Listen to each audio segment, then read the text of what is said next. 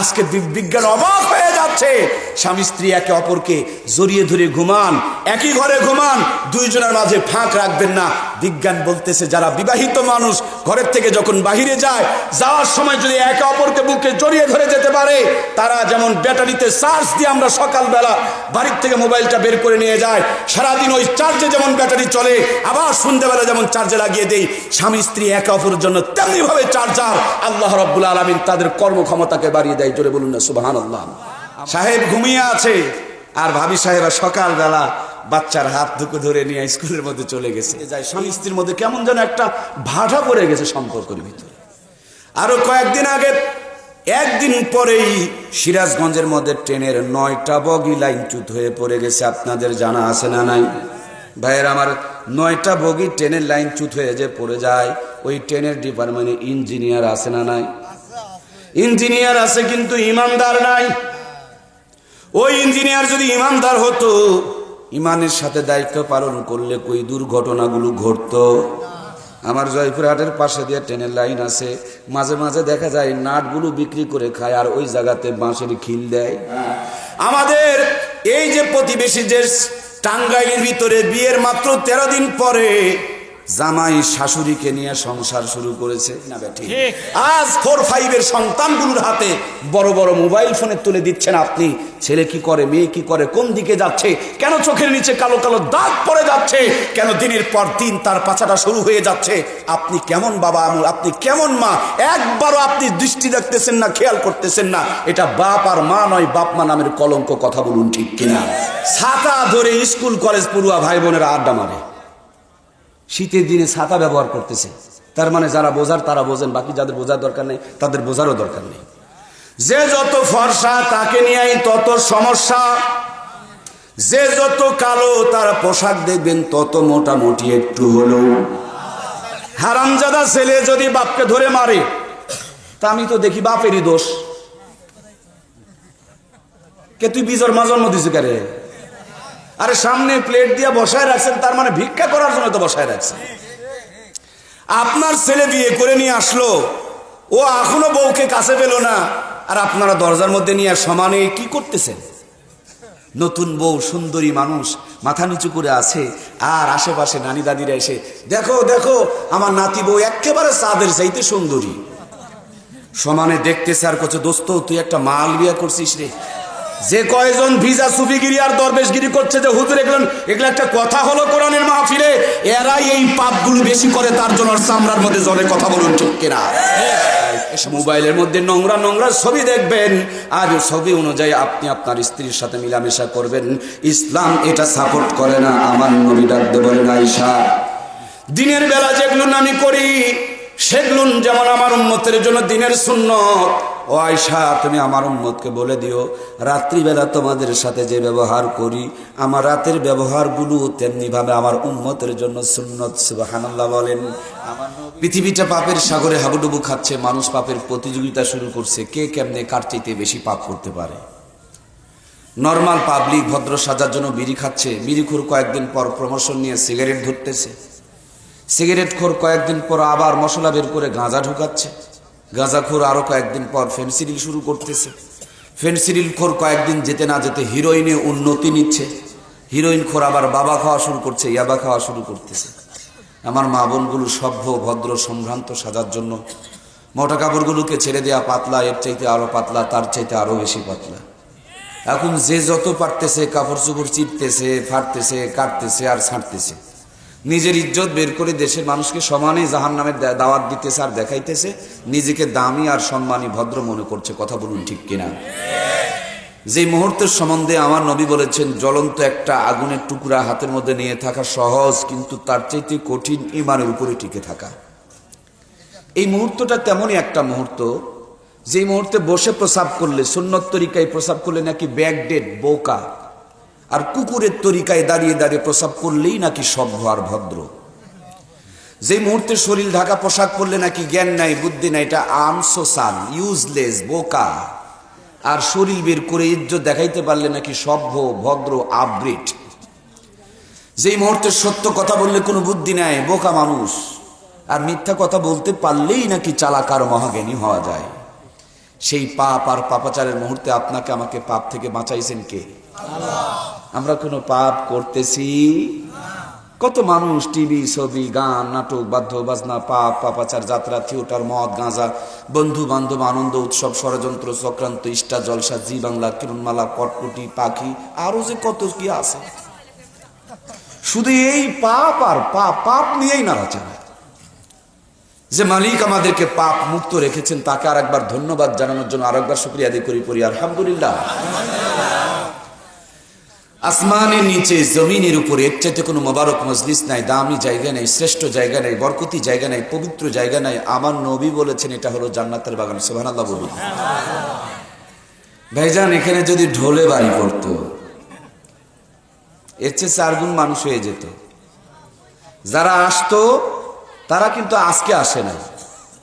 ঢোলে বাড়ি পড়লে আসে, কিন্তু কোরআনের মাহফিলে আসে না। মমতাজ আপা, শাকিব খান, শাহরুখ খান আসলে আসে, ওলামা হজরত আসলে আসে না। গানের আওয়াজ কানে গেলে তাদের মির্গির ব্যারাম শুরু হয়ে যায়। ঢোলের আওয়াজ কানে গেলে তারা পাগল হয়ে যায়। দড়ি দিয়ে বেঁধে আটকানো যায় না। আমার মনে হয় জিঞ্জির দিয়ে বেঁধে রাখলেও জিঞ্জিরকে দাঁত দিয়ে কেটে ফেলবে অথবা ছিঁড়ে ফেলবে।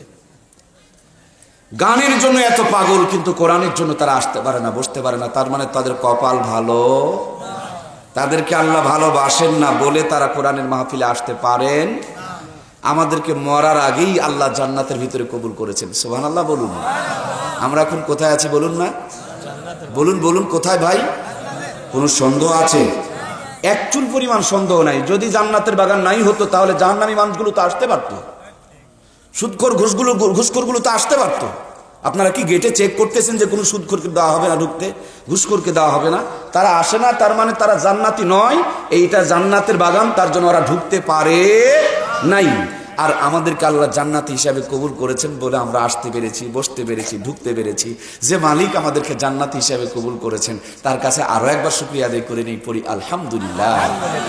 লক্ষ্য করি দরুদ ও সালাম বর্ষিত হোক সাইয়্যিদুল মুরসালিন খাতামুন নবীন জনাবে মুহাম্মদ মুস্তাফা আহমদ মুস্তাফা প্রতি সকলে জবান খুলে পড়ি সাল্লাল্লাহু আলাইহি ওয়াসাল্লাম। আমার ভাইয়েরা, আজকে আলোচনা শুরুতে আমরা একটা শিরোনাম বের করে নেই যে কি কার উপরে আলোচনা শুনব। আমরা যে আলোচনাটা শুনবো তার নাম হলো ভালোবাসা। ভালোবাসা, ভালোবাসা, ব্যাপক অর্থ ভালোবাসা। এই পৃথিবীতে যেদিকে তাকাবেন, আপনি যদি সত্যি ভালোবাসার মন নিয়ে তাকান, ভালোবাসা ছাড়া দুনিয়াতে কিছুই আছে? কিছু? জমিনকে ভালোবেসে আসমান পানি দেয়, ঘাসকে গাছকে ভালোবেসে জমিন আবার রস দেয়। আর মা বাবার ভালোবাসার মাধ্যমে আমরা দুনিয়াতে এসেছি। এই পৃথিবীতে যত নিয়ামত পেয়েছি সব আমাদেরকে ভালোবেসে দান করেছেন কে? এই ভালোবাসার জন্য আমরা আজকে আলোচনা করব। আল্লাহ আমাদেরকে ভালোবাসা দান করুক, কিন্তু ভালোবাসা যেন সুন্নত তরিকায় হয়। সবাই বলুন আমিন। ভালোবাসা বলতে পাখির বাসা এই ভালোবাসা না, আর শহরে বড় বড় বিল্ডিং যে বাসা দেখা যায় সে বাসাও না। আমরা বলতে চাই ভালোবাসা যেটা কলিজার ভিতরে থাকে, মনের ভিতরে থাকে, যেটা একটা জান্নাতি নিয়ামত। আমাদের মনের মধ্যে ভালোবাসা দান করেছেন কে? আল্লাহ। আমাদেরকে ভালোবাসা শেখানোর জন্য বিশ্বনবী দান করেছেন কে? এই দুনিয়ার মধ্যে সবচেয়ে বেশি বাবা মা সন্তানকে ভালোবাসে। কোথাও দাওয়াত খেতে গেছে, দেখবেন একটা মিষ্টি দিল পারো টিস্যুর মধ্যে জড়ায়া পকেটের মধ্যে নিচ্ছে। ওনার কি পেটে জায়গা ছিল না? উনি কি খেতে পারতেন না? কিন্তু না, তার কাছে সন্তানের ভালোবাসা অনেক বেশি। টাকা নেয়, কিনতে পারেন না, কিন্তু ওই জন্য মিষ্টিটুকু পকেটের মধ্যে নিয়ে সন্তানের মুখে উঠায় দেয়, তুলে দেয়।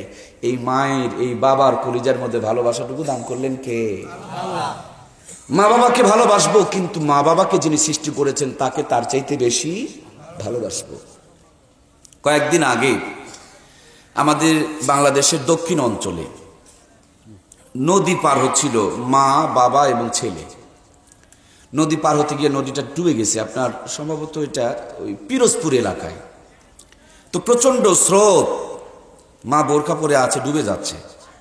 বাবা তো কোনো মতন জীবন নিয়ে বাঁচাচ্ছে, কিন্তু ডুবে যাচ্ছে। তারপরে বাচ্চাটাকে উঁচু করে ধরছে। দেখতেছে যে আর উপায় নাই, স্রোতে পড়ে গেছে, একবার চক্করে পড়ে গেছে। তো স্বামীকে শুধু বলছে, আমাকে বাঁচানো সম্ভব নয়, তবে আমার কলিজার টুকরা সন্তানটাকে তুমি কোনো মতো নিয়ে যাও। বাবা কোনো মতন হাত আগাইছে, মা ঠেলে দিয়েছে বাবার হাতে, আর মা এর মধ্যেই তলিয়ে গেছে। কিছুক্ষণ পর দূরে গিয়ে ভেসে উঠেছে। মাকে নিয়ে এসে মাটি দেওয়া হলো। যে মা নিজের জীবনকে সন্তানের জন্য কুরবানি করে দিল, বলুন তো ওই মায়ের কাছে এই ভালোবাসাগুলো দান করেছেন কে? আমার আল্লাহ তাআলা কালামুল্লাহর মধ্যে তিনি বলেন, আমার কাছে 1000 ভাগ, 1,00,000 ভাগ, 1 কোটি ভাগ ভালোবাসার ভিতর থেকে সামান্যতম ভালোবাসা দিয়া গোটা দুনিয়া বানাইছি। এই ভালোবাসা আদম আলাইহিস সালাম পেয়েছে, এই ভালোবাসা দুনিয়ার শেষ মানুষটাও পাবে। এই ভালোবাসা গাছের মধ্যে আছে, এই ভালোবাসা মাছের মধ্যে আছে, এই ভালোবাসা একটা পাখির ভিতরে আছে। তার জন্য মা পাখিটা নিজের মুখের খাবারটা ঠোঁটের মধ্যে নিয়ে সন্তানকে খাওয়ায় দেয়। সমস্ত ভালোবাসাকে 1000 ভাগ করে 1000 ভাগ করে 1000 ভাগ করে 999 ভাগ ভালোবাসা আমি আল্লাহর কাছে রেখে দিয়া 1 ভাগ ভালোবাসা দিয়া গোটা দুনিয়া বানাইছি। সুবহানাল্লাহ। আমার ভাইয়েরা, আমি আপনি বসবাস করব, এই জন্য জমিনটাকে আল্লাহ তাআলা বিনা খুঁটিতে ঝুলন্ত অবস্থায় রেখে দিয়েছেন। আমরা সামিয়ানারকে টেঙে দেখেছি, আমাদের সামিয়ানার জন্য খুঁটি আছে না নাই? খুঁটি যদি না থাকে সামিয়ানা থাকবে? আমার ভাইয়েরা, একদিক থেকে বলতে গেলে এই দুনিয়া এবং আসমান জমিনের মধ্যে যেগুলোকে খুঁটি বলা হয় তারা হলো আল্লাহ ওয়ালা। আল্লাহর হাবিব বলেন, লা তাকুমু সাআ হাত্তা ইয়াকুলার রাজুলু আল্লাহু আল্লাহ।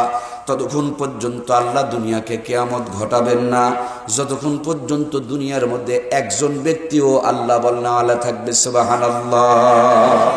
তাহলে এই সামিয়ানাকে ধরে রাখার খুঁটি হলো এই যে যেগুলো দেখতে পাচ্ছি এগুলো, আর এই দুনিয়াকে টিকিয়ে রাখার খুঁটি হলো আল্লাহ বলনেওয়ালা। সুবহানাল্লাহ বলুন।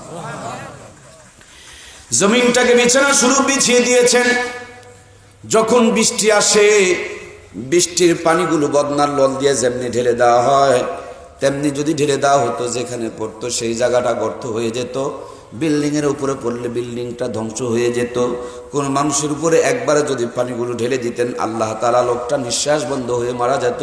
কত বড় দয়ার আল্লাহ! দয়া করে ফেরেশতার মাধ্যমে দিয়া চালুন দিয়া চেলে চেলে আমাদের জন্য দুনিয়ার মধ্যে পানির ব্যবস্থা করে দিয়েছেন। আমার ভাইয়েরা, এই জমিনে আম গাছে আম, কাঁঠাল গাছে কাঁঠাল, তাল গাছে তাল, তিতল গাছের টক। আমার ভাইয়েরা, লিচু গাছের মধ্যে কত মজা। একই জমিনে 1000 রকমের খাবারের ব্যবস্থা করেছেন কে? আপনার আমার জন্য সুন্দর হাত, সুন্দর পা, সুন্দর চেহারা, জায়গা মতন 2টা চোখ, সিস্টেম অনুযায়ী না, তারপর মুখ দান করলেন। মুখের ভিতরে স্তর বা স্তর এক একটা স্বাদ নেওয়ার জন্য পর্দার সিচুয়েশনের ব্যবস্থা করে দিলেন। এই মোবাইলে কতগুলো ক্যামেরা আছে, কিন্তু আল্লাহ এমন এক স্পেশাল ক্যামেরা দিয়েছে, লালকে লাল দেখা যায়, কালোকে কালো দেখা যায়। আল্লাহ রাব্বুল আলামিন দুনিয়ার মধ্যে মোবাইল সিম কার্ড, এখন মোবাইলের মধ্যে মেমোরি কার্ড বের হয়েছে 128 জিবি এর চাইতেও বেশি, কিন্তু আনলিমিটেড মেমোরি কার্ড আল্লাহ তাআলা আমাদের মাথার মধ্যে দান করে দিয়েছেন। আমার কলিজার টুকরা ভাইয়েরা, এই চোখ দুটো সংরক্ষণ করব, তার জন্য চোখের উপরে পর্দা নামক শাটারের ব্যবস্থা করে দিয়েছেন। এতগুলো নিয়ামত যিনি লালন পালন করতেছেন। সুতরাং ভালো যদি বাসতেই হয়, সর্বপ্রথম ওই ভালোবাসা আল্লাহর জন্য বান্দার পক্ষ থেকে হওয়ার দরকার আছে না নাই? আপনি আল্লাহকে ভালোবাসবেন, সেই জন্য আপনি খালি বলবেন আই লাভ ইউ আল্লাহ, আমি তোমারে ভালোবাসি। আল্লাহকে ভালোবাসার নাম দিয়া কেউ দেখবেন মাজারে গিয়া গাঁজা খায়। আল্লাহকে ভালোবাসার নাম দিয়া কেউ দেখবেন 6 মাস ধরে গোসল পর্যন্ত করে নাই। আল্লাহকে ভালোবাসার নাম দিয়া কেউ দেখবেন বিয়াহ পর্যন্ত করে নাই। আল্লাহকে ভালোবাসার নাম দিয়া কেউ দেখবেন 1 তারা 2 তারা বাজায়। আল্লাহকে কেমনে ভালোবাসবেন? আল্লাহ কোরআনুল কারীমের মধ্যে আল্লাহকে ভালোবাসার ফর্মুলা আল্লাহ তাবারক তাআলা নিজেই শিখিয়ে দিয়েছেন। সুবহানাল্লাহ। আমার আল্লাহ বলেন, কুল ইন কুনতুম তুহিব্বুনাল্লাহ, ও নবী দুনিয়ার আমার বান্দা বান্দীদেরকে বলে দাও, তারা যদি আমি আল্লাহকে ভালোবাসতে চাই, তার মানে আমরা যদি আমাদের আল্লাহকে ভালোবাসতে চাই, আল্লাহ বলেন ফাত্তাবিউনি, তারা যেন আপনার ইত্তেবা করে। আপনি যদি এই আলোটাকে জ্বালাইতে চান, আলোর মধ্যে ঠোকাঠুকি গুতাগুতি পিটাপিটি কিলাকিলি করে লাভ নাই। একটা সুইচ আছে, সুইচের মধ্যে টিপা দিয়ে দিবেন, আলো জ্বলে উঠবে। সুইচে টিপে দিবেন, আলোটা কমে যাবে, আলোটা বন্ধ হয়ে যাবে। আল্লাহ রাব্বুল আলামিন বলছেন, আমি আরশে আজিমে থাকি, আমাকে যদি তারা ভালোবাসতে চায় ফাত্তাবিউনি, তাহলে তারা যেন আপনার ইত্তেবা করে, আপনাকে অনুসরণ করে, আপনাকে অনুকরণ করে। আল্লাহকে ভালোবাসতে চাইলে সুইজ নামক মুহাম্মাদুর রাসূলুল্লাহকে ভালোবাসতে হবে। কথা কি বোঝা গেছে? আলো যদি জ্বলে অন্ধকার পালায়া যায়। আমার ভাইয়েরা খুব ভালো করে বোঝেন, আল্লাহকে ভালোবাসতে হলে নবীজিকে ভালোবাসতে হবে। নবীজিকে যদি ভালোবাসতে পারেন, আল্লাহ বলেন ইউহিব্বুকুমুল্লাহ, আমি আল্লাহ তাআলা তাদেরকে ভালোবাসবো। সুবহানাল্লাহ, কত সুন্দর সিস্টেম। সুইচে টিপা দিব, আলো জ্বলবে, আলো জ্বললে অন্ধকার এমনি দূর হয়ে যাবে। আল্লাহকে ভালোবাসতে চাইলে নবীজিকে ভালোবাসতে হবে। নবীজিকে ভালোবাসলে আল্লাহ ভালোবাসা দিয়া গুনাহ মাফ করে দিবে। সুবহানাল্লাহ, একটু জোরে বলে ভালো হতো না ভাই? কি সুন্দর সিস্টেম। আল্লাহকে ভালোবাসতে হইলে নবীজিকে ভালোবাসতে হবে। নবীজিকে ভালোবাসলে আল্লাহ ভালোবাসা দিয়ে জিন্দেগির গুনাহগুলোকে মাফ করে দিবেন। আমার ভাইয়েরা, নবীজিকে ভালোবাসার জন্য গত কয়েকদিন আগে 12ই রবিউল আউয়াল গেছে না যায় নাই? আমরা দেখেছি অনেকেই গেট বানিয়েছে, আমরা দেখেছি অনেকেই মিছিল করেছে। আমরা পাকিস্তানে দেখেছি বিশাল বড় কেক বানাইছে, কেক, এরপরে আগরবাতি জ্বালাইছে। পিসাব হাতের মধ্যে বড় ধরনের একটা চাকু লইয়া হ্যাপি বার্থডে টু ইউ ইয়া রাসূলুল্লাহ বলে নবীজির ভালোবাসার শানে তারা কেক কেটেছে। কেক কাটবো নাস্তিকদের তরিকায়, মুনাফিকের তরিকায়, মুরতাদের তরিকায় না? এই ভালোবাসাটাও নবীজির সুন্নতের তরিকা আছে না? না আমার ভাইয়েরা, খুব খেয়াল করুন। আমার নবী আজ থেকে 1000 বছর পূর্বে নবীজি তার হাদিসের মধ্যে বর্ণনা করে গেছেন, মান আহাব্বা সুন্নতি ফাকাদ আহাব্বানি ওয়া মান আহাব্বানি কানা মাই ফিল জান্নাহ। আল্লাহর হাবিব বলেন, যেই ব্যক্তি আমার সুন্নতকে মহব্বত করলো সেই যেন আমাকে মহব্বত করলো, আর যে আমাকে মহব্বত করলো আমি নবীর সঙ্গে সেই আল্লাহর জান্নাতের মধ্যে যাবে। কত সহজ বিধান। আল্লাহকে ভালোবাসতে হইলে নবীজিকে, নবীর সুন্নতগুলোকে আমল করতে হবে। যদি করতে পারি আল্লাহ ভালোবাসা দিয়ে আমাদের গুনাহগুলোকে মাফ করে দিবে। সুবহানাল্লাহ বলি। নবীজিকে ভালোবাসতে হলে সুন্নতগুলো আমল করতে হবে। আর সুন্নতগুলো যদি আমল করতে পারি আল্লাহর নবীর সঙ্গে জান্নাতে যাওয়া যাবে। সুবহানাল্লাহ বলবেন না? তাহলে আমরা নবীর উম্মত, আমাদেরকে আদায় করতে হবে নবীর যে সুন্নত। নবীর মতে মত তাকে বলে নবীর উম্মত। যার মত নবীর সঙ্গে মিলবে না সেটা যতই নবীর উম্মত দাবি করুক এটাও নবীর উম্মত হতে পারবে।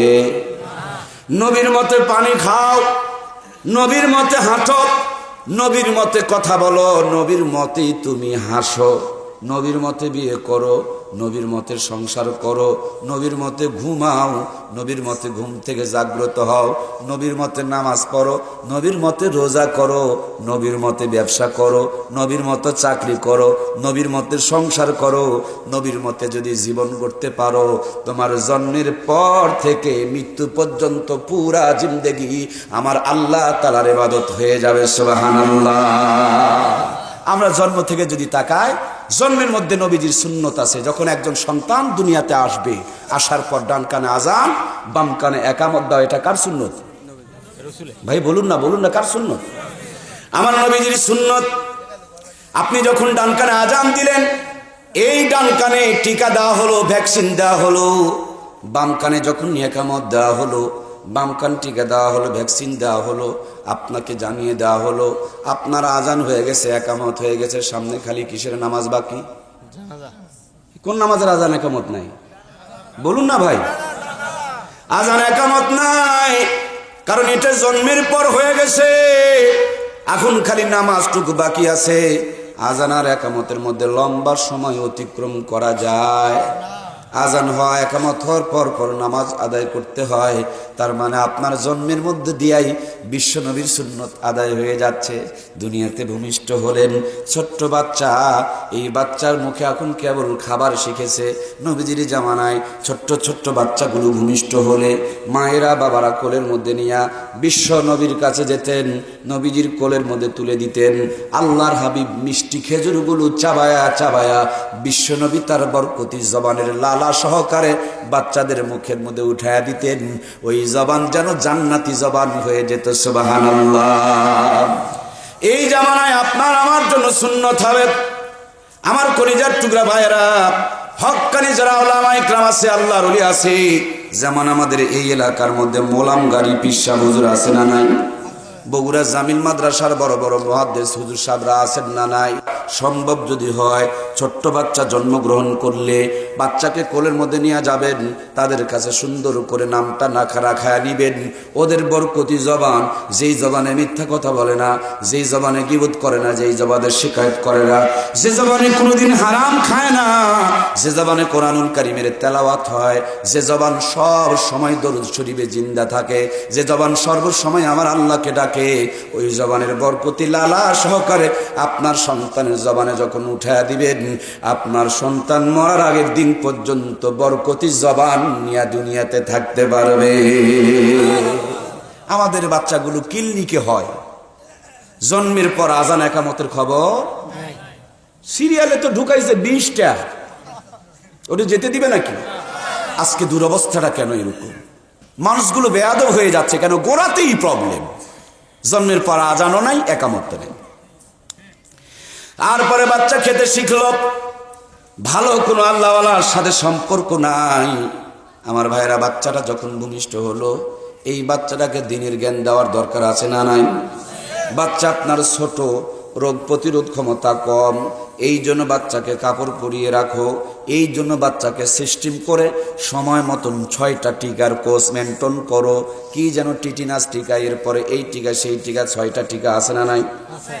মুরব্বী দেখবেন বড় বড় দাগ হয়ে গেছে, আর এখন যাদের দেওয়া হচ্ছে তাদের অত বড় দাগ হয় না, কারণ এটাকে আপগ্রেড করা হয়েছে, এটাকে আরো অত্যাধুনিক করা হয়েছে।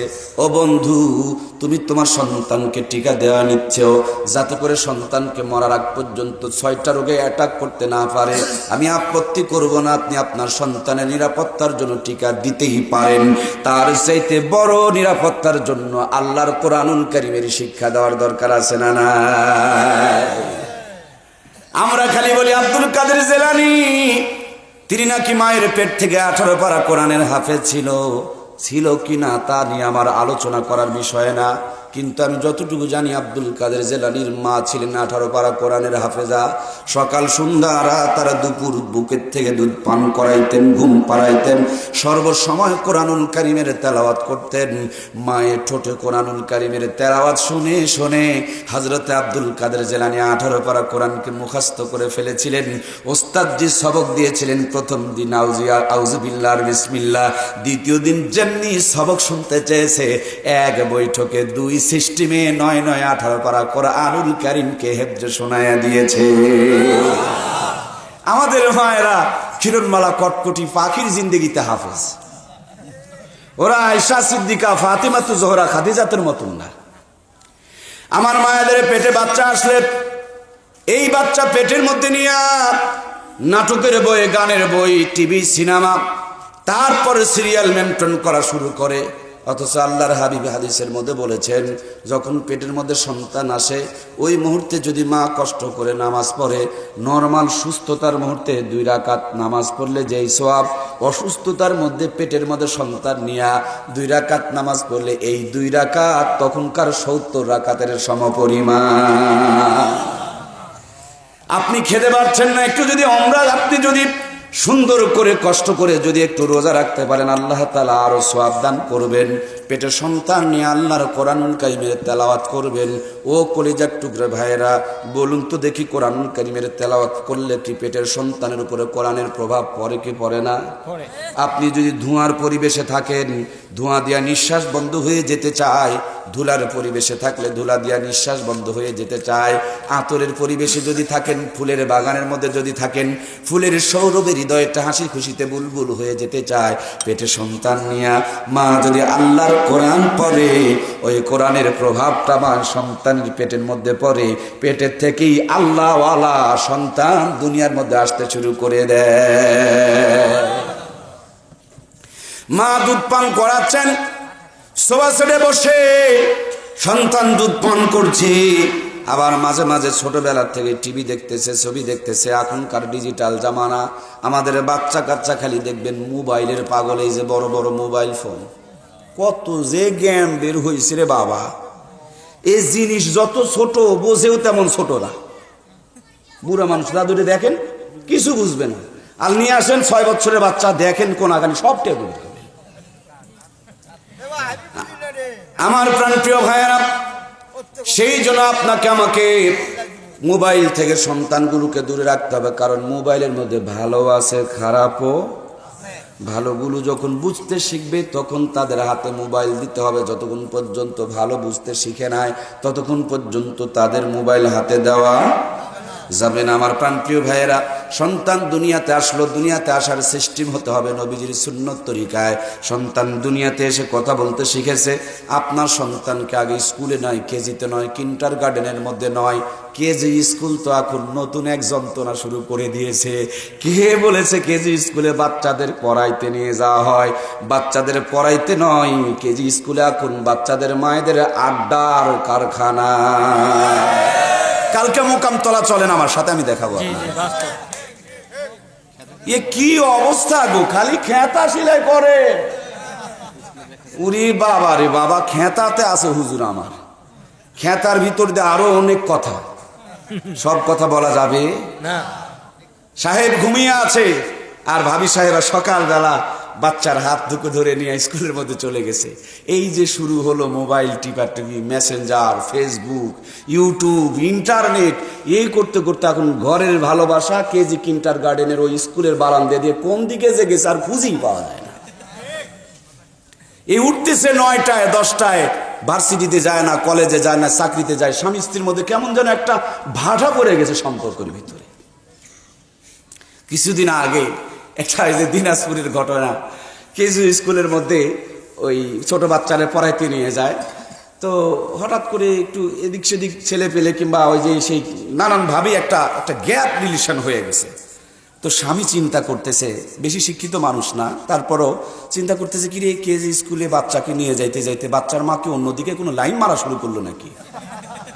ভিতরে ব্যাপক সন্দেহ যে আমাকে আর ভালোবাসে না, কেমন যেন সময় দিতে চায় না, আমার কথা সহ্যই করা পারে না। হলোটা কি, কারণটা কি?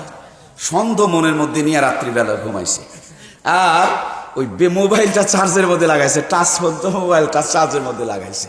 তো ভাই রাত এই মোটামুটি ব্যাটারি যখন চার্জ হয়ে যায় তখন একটা কি সিগন্যাল দেয় না, শব্দ হয় না ভাই, একটা ব্যাটারির শব্দ হয়, সিগন্যাল দিছে। তোর তো সন্দেহের মন চিন্তা করতেছে, এই তো মনে হয় এইবার আসল রোগ ধরা পড়ছে, যে এই কার সাথে মোবাইলে যেন কথা বলে, এবার মোবাইলে মেসেজ পাঠাইছে। মোবাইলটা বের করছে, অর্ধেকটা ঘুম ধরছে, আর ভিতরে সন্দেহ কাজ করতেছে। ব্যাটারিতে লেখা আছে, মোবাইল স্ক্রিনে লেখা আছে ব্যাটারি ফুল, কিন্তু ও দেখতেছে বিউটিফুল। এমনি একটু শিক্ষিত কম, রাতও হয়ে গেছে, ঘুমায় একটু করে ধরছে, আর সন্দেহ তো আছে 16 আনা। লেখা উঠছে ব্যাটারি ফুল, ওর দেখতেছে বিউটিফুল। মেজাজটা গরম না নরম বলেন? ও তো মোটামুটি কিছু একটা ডকুমেন্টস আর প্রমাণ পাইছে, আসলে কিন্তু মেয়েটা ওরকম না। হঠাৎ করে যে কোনো ভাবে হোক ভিতরে একটা সন্দেহ ঢুকে গেছে। তার হাতের জামার শার্টের গোছা টোসা জড়ায় নিয়ে ঘুমের মধ্যে এমন স্বর সাঁটাইছে, এক স্বরে বেচারি একেবারে প্রসাব করে লাভ উঠছে। কিন্তু তুমি আমাকে মারলে কেন? মারবো না তো তুমি চুমা খাবো নাকি? তাই তো দেখি তো তোর ব্যবহার চেঞ্জ হয়ে গেছে। তুই পড়াইতে যাস না, বল তুই নিজে অন্য কিছু করতে যাস।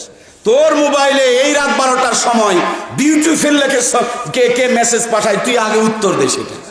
ও চিন্তা করে, কিরে আমি তো কারোর সাথে কথাই বলি না, কে আবার বিউটিফুল আমাকে এই এত রাত্রে 12টার পরে বিউটিফুল পাঠাবে। আসলে দেখে যে বিউটিফুল না, খবর নিয়ে দেখে, ভালো করে তাকায় দেখে ব্যাটারি ফুল। আজকে সন্দেহের রোগ ধরে গেছে এই কেজি ক্যাডেট কিন্ডারগার্টেনের কারণে। কথা বলুন ঠিক কিনা?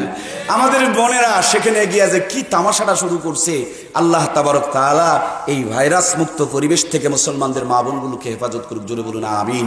আমি আমার মমতাময়ী মাকে বলবো, বোনকে বলবো, বোন রে আগে কোরআনের শিক্ষাটা দাও, তারপরে তুমি যা মন চাই পড়াও, কোনো আপত্তি নাই। যেই মাটির উপরে বসে আছেন, এই মাটি দিয়ে 10তলা বিল্ডিং হবে না, পাকা রাস্তা বানানো যাবে না, পদ্মা সেতুর পানির ভিতরে কাজ চলতেছে। আপনাদের এই মোকামতলার মাটি দিয়া কি পদ্মা সেতুর পানির ভিতরে কোনো কাজ করতে পারা যাবে ভাইয়েরা? কিন্তু একটু যদি মেহনত করেন সম্ভব হবে। এই মাটিগুলোকে আগে কাদা বানান, তারপরে ইটের একটা ফার্মার মধ্যে ঢুকান, এরপরে রোদের মধ্যে শুকান, কয়েকটা দিন লিমিটেড টাইম ইটের ফার্মার মধ্যে ইটের ভাটার মধ্যে ঢুকায় তাপ দিয়ে নেন। আগে ছিল মাটি, সামান্য একটু মেহনত করার কারণে মাটি আর মাটি নাই, মাটি এবার খাঁটি হয়ে গেছে। এই মাটির নাম কি বলা হয়? মাটি ইট হয়ে গেল। এগুলোকে ভেঙে ভেঙে খোয়া বানান। খোয়া বানালে কি পাকা রাস্তা বানানো যাবে না? বলুন তো ভাইরা, এই খোয়া দিয়া কি 10 তলা বিল্ডিং হবে না? এই ইটগুলো দিয়া কি পদ্মা সেতুর পানির ভিতরে কাজ করা যাবে কি যাবে না? যেই মাটি পানিতে ফেলে দিলে গলে যায়, যেই মাটি রাস্তায় দিলে ধুলা হয়, যে মাটির কোনো কাজ হয় না, সে মাটিকে মেহনত করলে খাঁটি হয়ে যায়।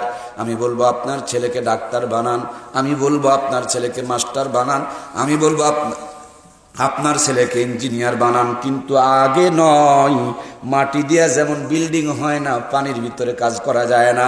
মুসলমান না বানায়া বিল্ডিং, যেমন ইট না বানায়া বিল্ডিং হয় না, পাকা রাস্তা হয় না, পানির ভিতরে কাজ করা যায় না, ঠিক তেমনিভাবে আল্লাহর কোরআনের ফার্মার মধ্যে ঢুকায়া মাদ্রাসার মধ্যে বেশিও যদি না পড়েন, মাত্র 3টা বছর যদি নুরানি মাদ্রাসার 3টা বছর পড়াইতে পারেন, আগে ছিল নর্মাল মানুষ, এই কোরআনের ফার্মায় ঢুকানোর পর হয়ে যাবে ইমানদার মানুষ। আগে ছিল নর্মাল ডাক্তার, কোরআনের ফার্মার থেকে বের করে ডাক্তার যদি বানান তাহলে হবে ইমানদার ডাক্তার। আগে ছিল নর্মাল মাস্টার, কোরআনের ফার্মার থেকে বের করার পর যদি মাস্টার বানান তাহলে হবে ইমানদার মাস্টার। আগে ছিল নর্মাল ইঞ্জিনিয়ার, কোরআনের ফার্মার থেকে বের করার পর যদি বানান তাহলে ইমানদার ইঞ্জিনিয়ার। ইমানদার ইঞ্জিনিয়ার কোনোদিন রডের পরিবর্তে বাঁশ দিবে? কয়েকদিন আগে ট্রেনের দুর্ঘটনা হয়েছে, আপনাদের জানা আছে না নাই? আরো কয়েকদিন আগে, একদিন পরেই সিরাজগঞ্জের মধ্যে ট্রেনের 9টা বগি লাইনচ্যুত হয়ে পড়ে গেছে, আপনাদের জানা আছে না নাই?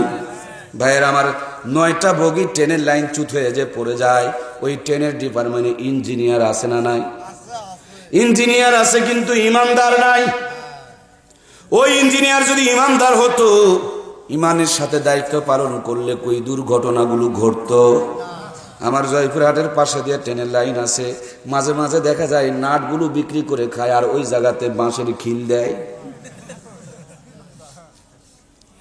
যে 9টা বগি উল্টে পড়েছে, তদন্ত কমিটি গিয়া ধরেছে এই জায়গাগুলোতে নাটের জায়গাতে বাঁশের খিল দেওয়া ছিল।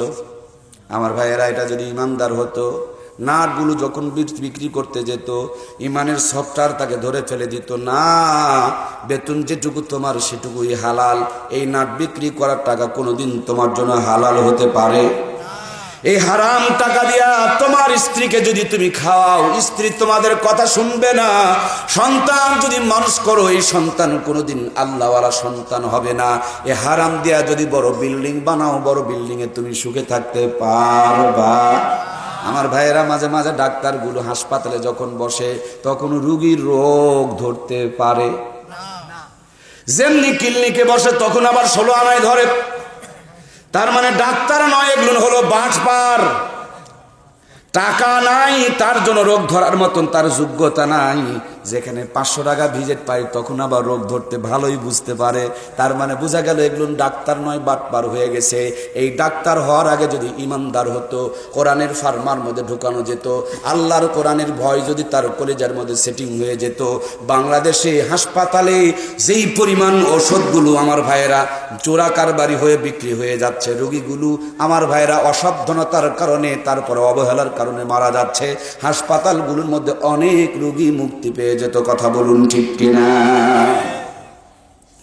আমার প্রাণপ্রিয় ভাইয়েরা, সেই জন্য আমি বলবো, আপনার সন্তানকে আগে কোরআনের ফার্মার মধ্যে ঢুকান। আমাদের বগুড়া শিবগঞ্জ থানার ময়দাহাট নামক একটা এলাকা আছে, গত মাসের 15 তারিখে ভাই বোন বিয়ে করেছে, গত মাসের 23 তারিখে পেপার মধ্যে লেখা হয়েছে, আমাদের জয়পুরহাটে 2 সন্তানের জননী নিজের ভাই নিজের বোনকে বিয়ে করে বসবাস করতেছে, আজও পর্যন্ত বসবাস করতেছে। বলুন তো দেখি, ভাইয়ের ভিতরে আর বোনের ভিতরে আল্লাহর কোরআনের সফটওয়্যার যদি থাকতো, ভাই আর বোন যদি আল্লাহর কোরআনকে জানতো, ভাই আর বোন যদি আল্লাহর কোরআনের বিধানকে বুঝতে পারতো, বলুন তো দেখি, এত বড় অবৈধ কাজ, গুনার কাজ, পাপের কাজ তো দূরের কথা, এর ধারে কাছেও যেতে পারতো না। কথা বলুন ঠিক কিনা? আমাদের এই যে প্রতিবেশী দেশ টাঙ্গাইলের ভিতরে বিয়ের মাত্র 13 দিন পরে জামাই শাশুড়িকে নিয়ে সংসার শুরু করেছে। নাউজুবিল্লাহ বললেন না? আর একটু জোরে বলেন নাউজুবিল্লাহ।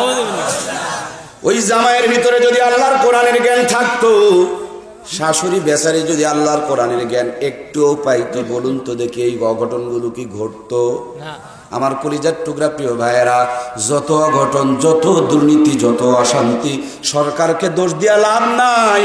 সরকার অশান্তি বন্ধ করার জন্য পুলিশ বানাইছে, বেতন বাড়াইছে, পুলিশ দেওয়া কাজ হচ্ছে না তার জন্য র্যাব বানাইছে, র্যাবও দুর্নীতি করে তার জন্য দুর্নীতি দমন কমিশন শুরু করেছে, এবার দুর্নীতি দমন কমিশনও ঘুষ খায় তার জন্য শুদ্ধি অভিযান পর্যন্ত শুরু করে দিয়েছে।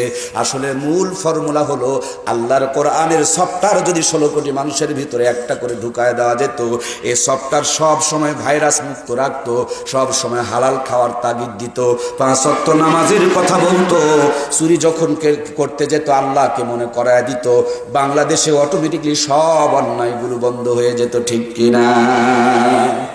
এই জন্য আমার প্রাণপ্রিয় ভাইয়েরা, সন্তানগুলোকে মানুষ করতে হবে।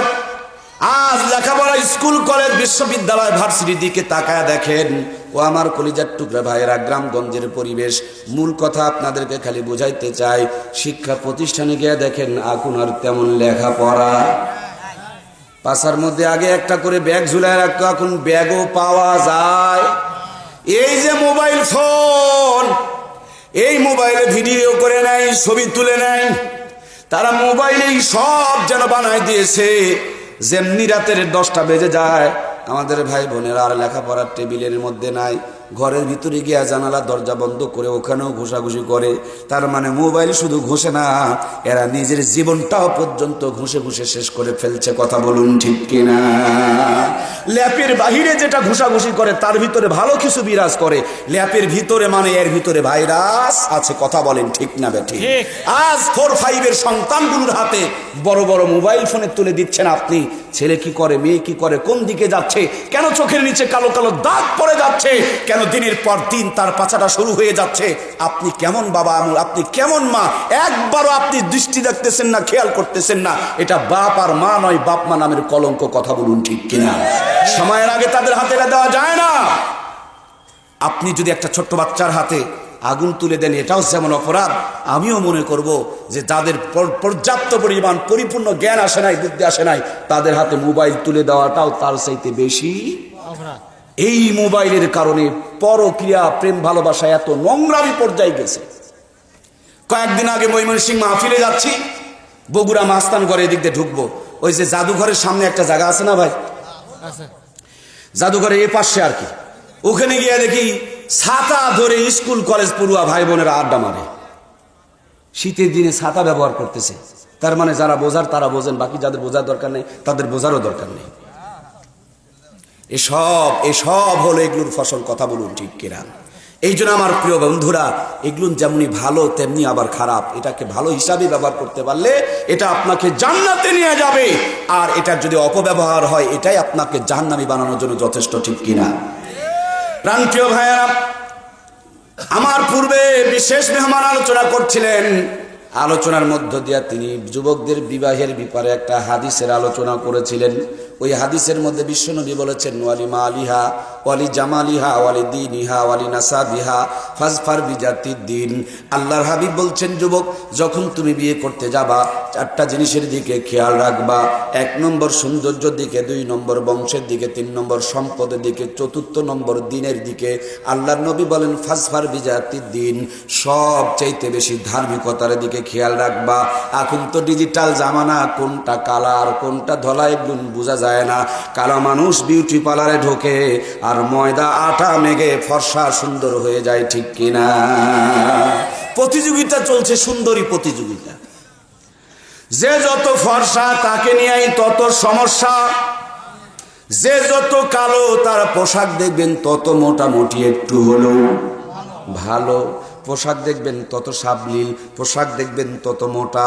যে যত ফর্সা তার পোশাক তত জানালা দরজাওয়ালা, যে যত ফর্সা তার পোশাক তত বেশি পাতলা, যে যত শিক্ষিত তার পোশাকে দেখবেন ততই ডিজাইন এবং অ্যাক্টিং আর আইটিমওয়ালা। তার মানে এই ফর্সাই বর্তমানে সমস্যার কারণ হয়ে গেছে। কথা বলুন ঠিক কিনা? আমার ভাইয়েরা, বিয়ে করতে যাচ্ছেন আপনি, এই বিয়ের মধ্যে আমার নবীজির সুন্নতগুলোকে যদি আপনি জিন্দা করতে পারেন, বিবাহ বরকতময় হবে। বিবাহের মধ্যে সওয়াব দান করবেন কে? আল্লাহর হাবিব বলেন, যখন সুন্নতগুলো বিলুপ্ত হয়ে যাবে, দুনিয়া থেকে আমার সুন্নতগুলো মুছে যাবে, ওই মুহূর্তে কেউ যদি একটা মরা সুন্নতকে জিন্দা করতে পারে, বিশ্ব নবী বলেন 100 শহীদের সওয়াব আল্লাহ তার আমলনামায় দান করে দিবে। সন্তান জন্মের পর ডান কানে আজান, বাম কানে একামত দিয়া 100 শহীদের সওয়াব অর্জন করতে পারেন। সুবহানাল্লাহ বলে। বাচ্চা কোলের মধ্যে নিয়ে একজন আল্লাহর ওলির হাতের মধ্যে দিয়া বাচ্চার মুখে একটু মিষ্টি জাতি খাওয়ায় নিবেন, এর মধ্যে 100 শহীদের সওয়াব দান করবেন কে? এই বাচ্চা কোলের মধ্যে নিয়ে আল্লাহর নবীজির সুন্নতের হাদিস অনুযায়ী আল্লাহর কোরআনের তালিম দিবেন, মাদ্রাসার মধ্যে দিবেন। এরপরে আমার ভাইয়েরা, বিবাহ যখন দিবেন 4টি জিনিসের দিকে খেয়াল রেখে বিবাহ দিবেন। এখন তো ডিজিটাল জামানা, আগে মেয়েদের কাছে যৌতুক নেওয়া হতো, এখন ছেলেদের উপরে যৌতুক চাপাইতে শুরু করে দিয়েছে কৌশল করে। 90 লক্ষ টাকা মোহরানা, 1000 টাকা নাকেল ফুল বাবদ নগদ, অবশিষ্ট টাকা বাকি। তার মানে কিয়ামত পর্যন্ত এটা কি দেয়? বাসর রাত্রে ফকির মাপ চাই, আর ফকন্নির বেকায়দা তার জন্য ওইও মাপ করে। এর মাঝে 40 বছর সংসার, 40 বছর পরে সংসারে যখন আগুন ধরে, বউ গিয়া তখন আবার মোহরানার মামলা করে।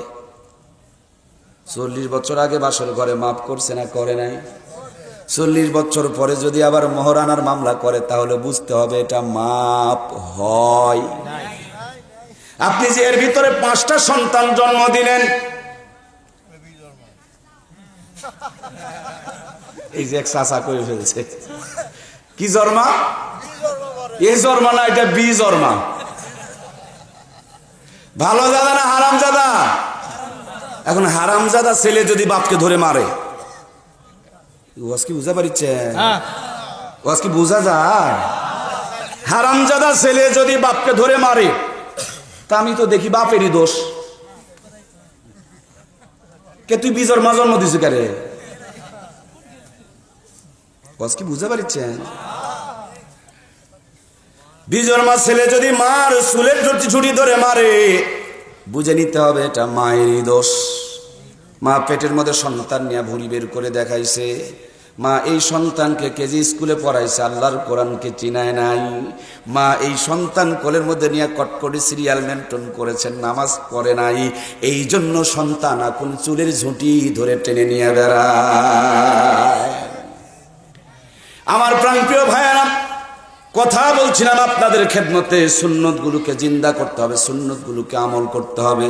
বন্ধুরা আমার, বিয়ের মধ্যে যেটুকু মোহরানা আপনি চাটতে পারবেন, টানতে পারবেন, শোধ করতে পারবেন, ওইটুকু মোহরানা নির্ধারণ করতে হবে। অতিরিক্ত মোহরানা নির্ধারণ করে বাকি যদি রেখে দেন, আর পরবর্তীতে মোহরানার যদি মামলা করে বেড়াই, বুঝে নিতে হবে আপনি সংসার করছেন না, ভালোবাসা হচ্ছে না, এটাও আপনার জেনা হইতেছে। কথা বলুন ঠিক কিনা?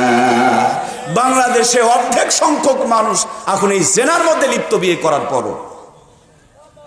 ভাইয়েরা আমার, এই জন্য মোহরানা আগামী দিনে আমাদের ছেলে মেয়েদের যখন বিয়ে দিব, যতটুকু পরিমাণ মোহরানা দেওয়ার ক্ষমতা রাখবো, ততটুকু পরিমাণ নির্ধারণ করব, অতিরিক্ত মোহরানা নির্ধারণ করব। বিয়ে যখন দেখবেন, খেয়াল করে দেখবেন, এই বিয়ের মধ্যে মেয়েটাকে সুন্দর করে হলুদ মাখায়, ছেলেটাকে সুন্দর করে হলুদ মাখাই, তারপরে মানুষের সামনে গোসল করাই। ইসলাম আর শরীয়তের মধ্যে এরকম নোংরামি কাজ কখনো জায়েজ হইতে পারে? মেয়েটাকে কোলের মধ্যে নিয়ে হাজারো যুবকের সামনে ঘোরাফেরা করে, এই ছেলেটাকে তার ভাবিরা নিয়ে টানা সিজরা করে, তারপরে কাদা মাখামাখি, রং মাখামাখি, কালি মাখামাখি, নানান ধরনের এই সমস্ত আজেবাজে কার্যক্রমগুলো চলতে থাকে। বিবাহ শুধু আনন্দ নয়, বরঞ্চ বিবাহটাও ইবাদত। কথা বলুন ঠিক কিনা?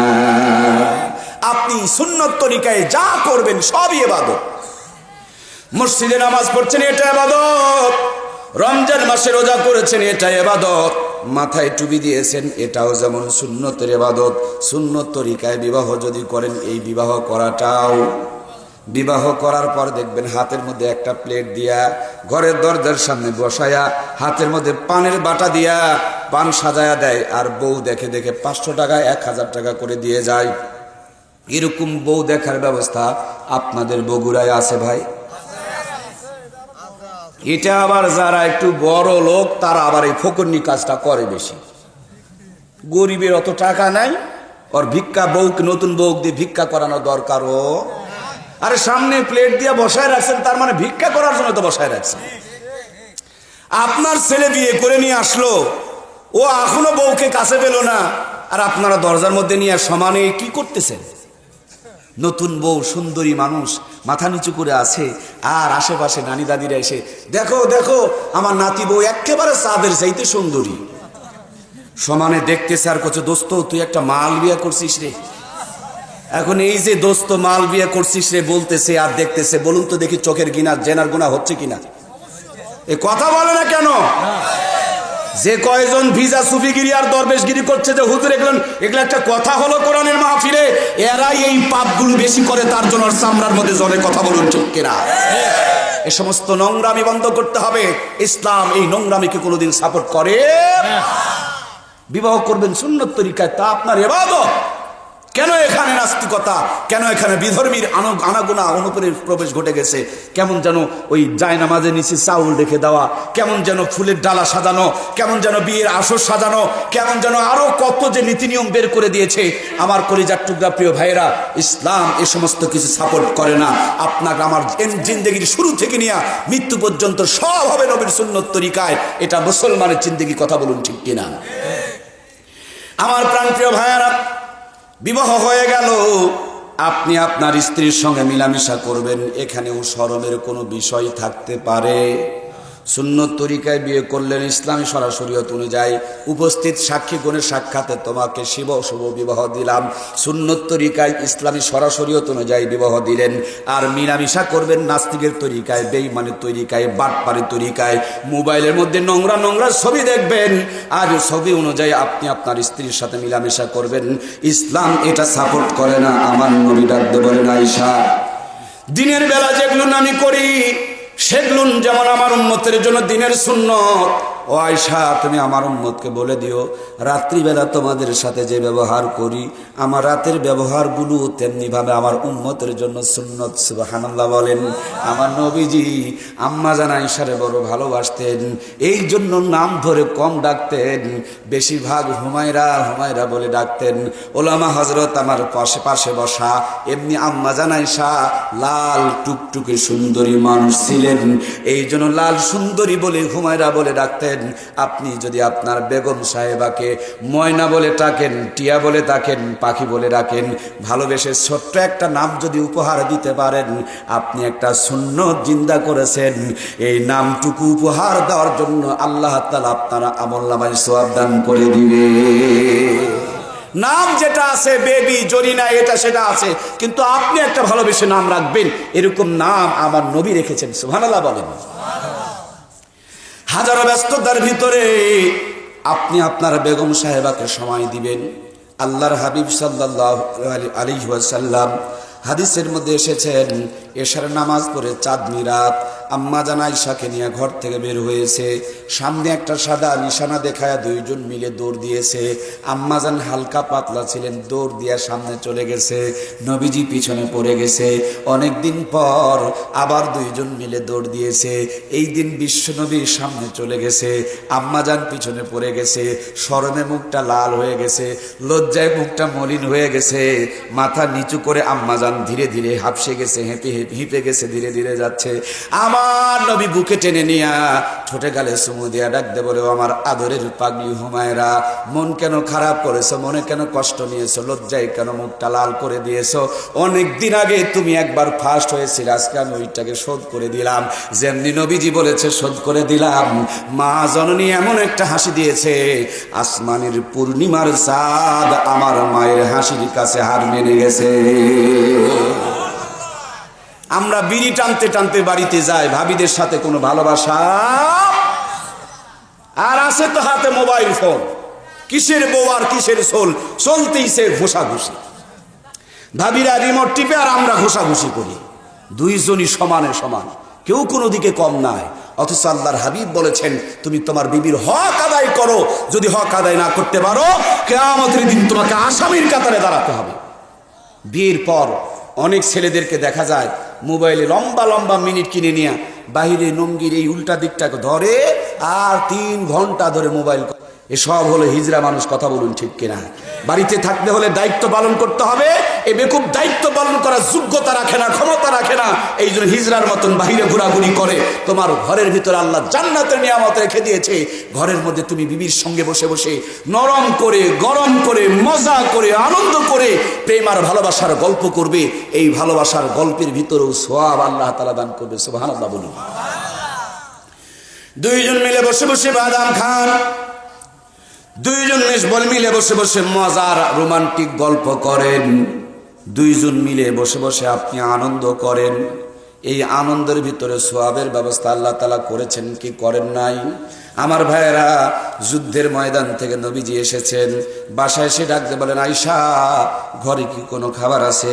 আম্মা জান বলেন নবীজি গো ঘরে কোনো খাবার তৈরি করা নেই। বিশ্বনবী বিবির সঙ্গে রান্নাঘরে ঢুকে পড়লেন, তরবারি পাশে রেখে দিয়া একজন রাষ্ট্রপ্রধান আমার নবী, মদিনার গভর্নর আমার নবী বিবির সঙ্গে রান্নাঘরে রান্না করে। ও মুসলমান, তুমি তো সেই নবীর উম্মত, তুমিও ঘরের মধ্যে যাও, বিবির সঙ্গে সময় দাও, পেঁয়াজ কাটো, আলু ভর্তা করো, বেগুন ভর্তা করো, যদি পারো সরিষার তেলের শিপিটা খুলে দাও, সুন্নত তরিকা আমল করতে শুরু করে দাও, আলু ভর্তাও হবে, সওয়াবও আল্লাহ তাআলা দান করে দিবে। আম্মা জান আয়েশা বলেন আমি গিলাসের যেই জায়গায় ঠোঁট লাগায়া পানি পান করতাম, আমার নবী সেই জায়গাতে ঠোঁট লাগায় পানি পান করতেন। আমি হাড্ডির যেই জায়গাটা চাবায় চাবায় রেখে দিতাম, আমার নবী সেই জায়গাটাই চাবায় চাবায় তিনিও খাইতেন। আমার ভাইয়েরা, আল্লাহর হাবিবের স্ত্রী আম্মা জান আয়েশা বলেন এক মাঝে মাঝেই আমরা এক প্লেটের মধ্যে খেতে বসতাম, নবীজি আমাকে খাওয়ায় দিতেন, আমি আমার নবীজিকে খাওয়ায় দিতাম। ও মুসলমান, রিক্সা চালায় এসেছো, ভ্যান চালায় এসেছো, বড় কষ্ট করে দোকানদারি করেছো, সারাটা দিন দোকানে ঝগড়া করে এসেছো, তুমি যাদের কাছে বাকি পাবা তাদের সাথে ঝগড়া করেছো, বাসায় এসে মোসাম দেখায়ও না, শুধু তুমি কষ্ট করো নাই। এই ঘরের ভিতরে যে মা কাজ করে এই মারও কম ভূমিকা নেই, কম দায়িত্ব নাই। একজন মা ঘুম থেকে যখন জাগ্রত হয়, বাচ্চা কাপড়ের মধ্যে পায়খানা প্রসাব করে রেখে দেয়, ঘুম থেকে জাগ্রত হয়ে চোখ ডলতে ডলতে মেথরের মতন পায়খানা সাফ করে, যেমনি পায়খানা সাফ হয়ে যায় তারপরে ঝাড়ুদারের মতন ঝাড়ুদারের দায়িত্ব পালন করে, যেমনি ঝাড়ু দেওয়া শেষ হয়ে যায় তারপরে বাবুর্চির মতন দায়িত্ব শুরু করে দেয়, তারপরে আবার ধোপার মতন কাপড় খাঁচা শুরু করে দেয়, তারপরে ক্যাশিয়ারের মতন তোমার ক্যাশ মেনটেন করে দেয়। যোগ বিয়োগ করলে দেখা যায় একটা মা সকাল থেকে সন্ধ্যা পর্যন্ত 18 জন পুরুষের দায়িত্ব পালন করে। সুবহানাল্লাহ। কয়জন? 18 জন পুরুষের দায়িত্ব পালন করে। তুমি যখন বাজার থেকে আসবা ঘরের দরজায় দাঁড়ায়া সালাম দিবা, আসসালামু আলাইকুম ওয়া রাহমাতুল্লাহ। আমরা হুজুর দেখলে সালাম দেই, ইমাম দেখলে সালাম দেই, নেতা দেখলে সালাম দেই, বাড়ির বউকে সালাম। হুজুর আপনার উপর রহমত বর্ষিত হোক, ইমাম সাহেব আপনার উপরে রহমত বর্ষিত হোক, ও নেতা আপনার উপরে রহমত বর্ষিত হোক, কিন্তু বাড়িয়ালির জন্য দোয়া মুখ থেকে বের হয়। আমার ভাইয়েরা, আজকে এখান থেকে বাসায় গিয়ে বাড়িয়ালিকে সালাম দিব, কে কে রাজি? দুইখানা হাত তুলে আল্লাহকে দেখান। নারায়ে তাকবীর। হাত তোলেন, হাত তোলেন, সবাই হাত তোলেন। এই যারা বিয়ে করেন নাই তারাও হাত তোলেন। আপনারা বিয়ে করবেন না আগামী দিনে? হ্যাঁ, অবশ্যই বিয়ে করবেন, তখন সালাম দিয়ে নেবেন। হাত তুলেন। আল্লাহ আমাদের হাতগুলোকে কবুল করো, বলুন আমিন। আয় আল্লাহ, কোরআনের জন্য, ইসলামের জন্য, সুন্নতের জন্য হাত তুলেছি, আমাদের সারা জীবন সুন্নতের উপর অটল থাকার তৌফিক দিয়ে দিও, জোরে বলুন আমিন। আজকে আলোচনা হচ্ছে ভালোবাসার উপরে। আপনাদের কষ্ট হচ্ছে না তো ভাইয়েরা? দরজার সামনে সালাম দিবেন, আসসালামু আলাইকুম ওয়া রাহমাতুল্লাহ। ভিতর দিক থেকে সালামের উত্তর আসবে ওয়া আলাইকুম আসসালাম ওয়া রাহমাতুল্লাহি ওয়া বারাকাতুহু ওয়া মাগফিরাতুহু ওয়া জান্নাতুহু। তারপরে কিছু নগদ, কিছু বাকি, কিছু অ্যাডভান্স, কিছু অগ্রিম, কিছু আরো কিছু বেশি কিছু। তার মানে ভালোবাসা এমন একটা আঠা, যদি একবার লেগে যায় আর খুলতে চাই। এই ভালোবাসা মুসলমান কোন সুন্নত তরিকায় বাঁধাইতে পারে? দরজার বাহির থেকে সালাম দিবেন, ঘরে কে গো? তোমাদের উপরে আল্লাহর জান্নাতের রহমত বরকত শান্তি বর্ষিত হোক। ওরা ভিতর থেকে উত্তর দিবে, বাইরে কে গো? তোমার উপর আল্লাহর জান্নাতের রহমত শান্তি বরকত মাগফিরাত নাজাত সব বর্ষিত হোক। দরজা খুলে দিল, মুস্কি একটা হাসি দিবেন। মা হাজার ব্যস্ত থাকেন, হাজার কষ্ট থাকেন, স্বামী বেচারি রিক্সা চালাইছে, ভ্যান চালাইছে, মানুষের বাড়িতে কাজ করেছে, 8 ঘন্টা ডিউটি করেছে, চামড়া পুড়িয়ে আল্লাহর বান্দা কত ঘাম ঝরিয়েছে। আপনি যদি ঘরে ঢোকা মাত্র ঠোঁটের মধ্যে একটা মুস্কি হাসি দিয়ে দিতে পারেন, যারা যারা বিয়ে করেছেন বুকে হাত দিয়ে নিয়ে বলেন তো দেখি ভাই, 8 ঘন্টা কষ্ট করে শরীর থেকে যেই পরিমাণ এনার্জি লস হয়েছে, কষ্ট হয়েছে, ঘাম ঝরেছে, বিবির মুখে মুস্কি যদি একটা হাসি দেখে, মুহূর্তের ভিতরে 8 ঘন্টার সমস্ত কষ্টগুলো পানির মতন মিশে চলে যায়। ভাবি সাহেবা হাসি দিবে আর আপনি বিড়ি টানবেন। এক মুখা ভালোবাসা হবে না, 2 মুখা ভালোবাসা লাগবে। কথা বলেন ঠিক কিনা? যদিও অনেক কষ্ট, পেটটা ব্যথা, শরীরটা খারাপ, কিন্তু ওই বেচারির মুখের হাসি দেখে আপনিও ঠোঁটটা ব্যাখ্যা করে একটা হাসি দিয়ে দেন, ওরও সারাদিনের সব কষ্টগুলো মুহূর্তের মধ্যে মুছে যাবে। কথা বলুন ঠিক কিনা? আমার প্রাণপ্রিয় ভাইয়েরা, সেই জন্য নবীর উম্মত, আপনাকে আমাকে নবীজির সুন্নতগুলোকে জিন্দা করতে হবে। আল্লাহর হাবিব বলেন, মান আহাব্বা সুন্নতি ফাকাদ আহাব্বানি ওয়া মান আহাব্বানি কানা মাই ফিল জান্নাহ। আল্লাহর হাবিব কত সুন্দর জিন্দেগি যাপন করেছেন, কত দামি নবী আল্লাহ তাআলা আমাদেরকে দান করেছেন। জামাই আর শ্বশুর একই প্লেটের মধ্যে খেতে বসেছেন। জামাই হলেন হযরতে আলী, শ্বশুর হলেন বিশ্বনবী মুহাম্মদুর রাসূলুল্লাহ সাল্লাল্লাহু আলাইহি ওয়াসাল্লাম। আজকে জামাই আর শ্বশুর যারা আছেন, কেমন করে ব্যবহার করবেন, কেমন করে আচরণ করবেন, আমার নবী কত সুন্দর করে শিখিয়ে দিয়েছেন। জামাই আর শ্বশুর এক প্লেট থেকে খেজুর খায়, নবীজি খেজুর খায় আর আলীর সামনে বিচিগুলোকে রেখে দেয়, খেজুর খায় আর আলীর সামনে বিচিগুলো রেখে দেয়। যখন খেজুর খাওয়া শেষ হয়ে গেছে, বিশ্ব নবী মুস্কি একটা হাসি দিয়ে বলেন, আলী আজকে অনেকগুলো খেজুর খাইছে। সুবহানাল্লাহ বলেন না? কি নবী পাইলাম, মাশাআল্লাহ। নবী আমার আনন্দও শিখাই দিয়েছেন। সুবহানাল্লাহ বলেন না ভাই? একটু হাসবেন, একটু আনন্দ করবেন, এনজয় করাটাও নবীজি শিখাইছেন। জামাই তো দামি জামাই, জামাই তো বুদ্ধিমান জামাই। জামাই কয়, জি আমি আজকে বেশি খেজুর খেয়েছি। কেউ আবার আজকে খেজুরও খাইছে, বিচিও খাইছে। সুবহানাল্লাহ বললেন না? দেখুন, হাসিটাও ইবাদত, মজাটাও, বলেন না, মজাটাও, আনন্দটাও ইবাদত। হাসি কয় প্রকার ভাইরা বলুন না? হাসি 3 প্রকার। সবচেয়ে দামি হাসি মুস্কি হাসি, যেটা জান্নাতি হাসি, যেই হাসি আমার নবীর ঠোঁটের মধ্যে সবসময় লেগে থাকতো। আল্লাহর হাবিব বলেন, কোন একটা কষ্টওয়ালা মানুষের মনের মধ্যে আনন্দ দেওয়ার জন্য তুমি যদি একটা মুস্কি হাসি দিতে পারো, আর তার কষ্টগুলোকে যদি ভুলিয়ে রাখতে পারো, তোমার এই মুস্কি হাসি দেওয়ার কারণে আল্লাহ তাআলা একটা সদকার সওয়াব তোমার আমলনামা দান করে দিবেন। আমার প্রাণে ভাইয়েরা, আমরা কোন নবী পেলাম? যে নবী নামাজের সিজদাতে নাতি গিয়া বসেছে নানার ঘাড়ে, কান দুটো ধরে টানে আর বলে, চল ঘোড়া চল।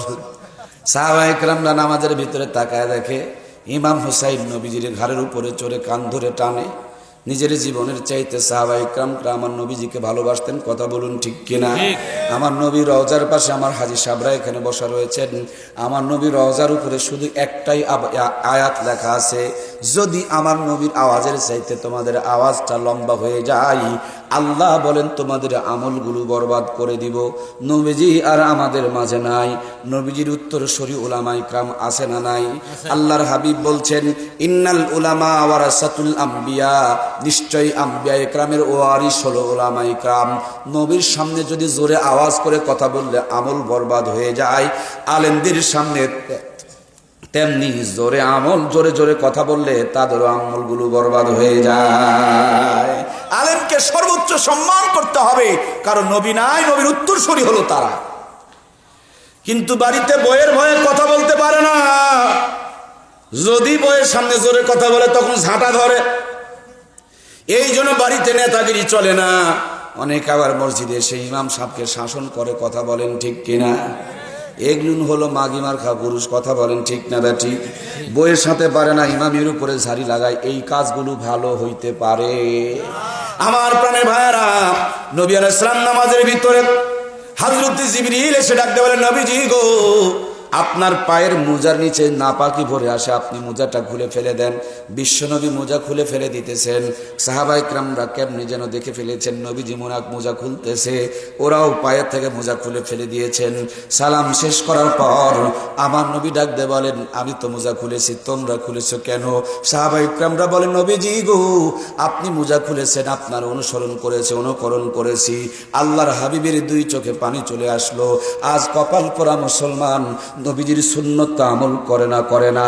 যারা নবীজির সুন্নত গুলো আমল করে তাদেরকে দেখতেও, দাড়ি রাখে না দাড়িওয়ালাদেরকে দেখতেও, টুপি রাখে না টুপিওয়ালাদের দেখতেও, পাঞ্জাবি পরে না পাঞ্জাবিওয়ালাদেরকে দেখতেও, মাদ্রাসায় পড়ে না মাদ্রাসায় যারা পড়ে তাদের সহ্য করতেও পারে না। এরা আবার নবীর উম্মত বলে দাবি করে। নবীর মতে মত তাকে বলে নবীর উম্মত। যদি তোমার মত নবীর সঙ্গে না মিলে তুমি বুঝে নিও, তুমি জেনে নিও, তুমি শুনে নিও, তুমি যতই উম্মত দাবি করো তুমি মিথ্যুক, ধোঁকাবাজ আর দালাল। কথা বলুন ঠিক কিনা? আমার প্রাণপ্রিয় ভাইয়েরা, ইমাম হুসাইন কানের মধ্যে বসে, ঘাড়ে বসে কান টানে। বিশ্ব নবী সাল্লাল্লাহু আলাইহি ওয়াসাল্লাম নামাজের সিজদার ভিতরে আল্লাহ তাআলা জিবরিলকে পাঠিয়ে দিয়েছেন, জিবরিল রে, যাও যাও, এই মুহূর্তে আমার বন্ধুর কাছে বলে দাও, বন্ধু যেন নামাজের সিজদাটা লম্বা করে, নামাজের সিজদা লম্বা করে। আমার কাছে এই দৃশ্যটা দেখে বড় মজা লেগেছে, আনন্দ লেগেছে। আমরা অনেক নানা আছি, নাতিদের সঙ্গে সময় দিতে চাই। যদি আপনি রাষ্ট্রপতি হন তারপরও আপনি নানা, নাতির হক আপনার উপরে আছে না নাই? আপনি যদি এমপি হন তারপরও আপনি দাদা, নাতির হক আপনার উপরে আছে না নাই? আমার নবী সব হক পালন করেছেন। ছোট্ট বাচ্চারা নবীজির সঙ্গে খেলাধুলা করতেন, আনন্দ করতেন, দৌড়ে এসে লুকায় লুকায় সালাম দিতেন, নাতিদেরকে কাঁধের মধ্যে নিয়ে ঘুরতেন, রান্নাঘরে বিবির কাজে সহযোগিতা করতেন। আবার রাত্রিবেলা আল্লাহর হাবিব দৌড় প্রতিযোগিতা করতেন। এমন একজন দার নবী, মার নবী পেয়েছি, যেই নবী রাত্রিবেলা আপনি বিবির সাথে মিলামিশা করবেন এখানেও পর্যন্ত সুন্নত গুলো শিখিয়ে দিয়েছে।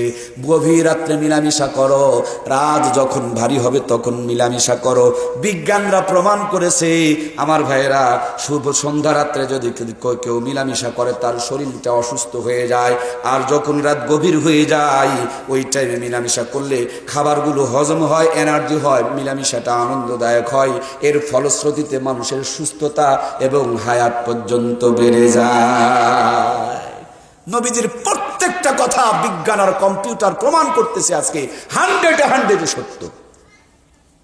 বিড়ি টানতে টানতে ঘুমাইছেন, রাতের মধ্যখানে উঠে মিলামিশা করবেন তা না। ও নবীর উম্মত, তোমার আমার নবী বলেছে যখন তুমি তোমার বেগমের সঙ্গে মিলামিশা করতে যাবা আগে ঘুম থেকে জাগ্রত হও, ওযু, ইস্তেঞ্জা, টয়লেট, বাথরুমকে সেরে নাও। নবীজির পকেটে সবসময় মেসওয়াক থাকতো, যদি পারো মেসওয়াক করো, তাও যদি না পারো তুমি তাহলে ব্রাশ করো। এরপর যেই জায়গাতে মিলামিশা করবা সেটা একবারে যেন নিরাপদ এবং নিরিবিলি হয়। সুগন্ধ ব্যবহার করো, সুন্নত তরিকায় মিলামিশা করো। তার আগেই তুমি দোয়া পড়ো, আল্লাহুম্মা জান্নিবনা শাইতানা। বাকিটুকু বলবো না, আমরা অনেক কিছু জানলেও এখন মিলামিশার সুন্নত তরিকা অনেক মুসলমান জানে। সুন্নত তরিকায় নামাজ পড়বেন, সুন্নত তরিকায় ওযু করবেন, সুন্নত তরিকায় ভাত খাবেন, আর গরু ছাগলের মতন মিলামিশা করবেন। কথা কয় না কি? ওখানে সুন্নত তরিকা আছে না নাই? এ টু জেড এক সেকেন্ড সুন্নতের বাহিরে মুসলমানের কাটবে না। এ সব হলো ইবাদত। আজকে আমরা অনেক মসজিদে দেখি, মসজিদের ভিতরে দুনিয়াবি কথা বলা নিষেধ। আমি দুনিয়াবিতে কোনো জিনিসই দেখতে পাই না। আমি ভাত খাবো যদি সুন্নত তরিকায়, এটা ইবাদত নয়? কথা বলে না কেন? আমি রিক্সা চালাবো, বিসমিল্লাহ বলে পেট্রোল শুরু করলাম আর জিকির করতেছি, বলেন এটা ইবাদত নয়? আমি দোকানের চাবি খুলছি বিসমিল্লাহ, কি দুনিয়াদারি না ইবাদত?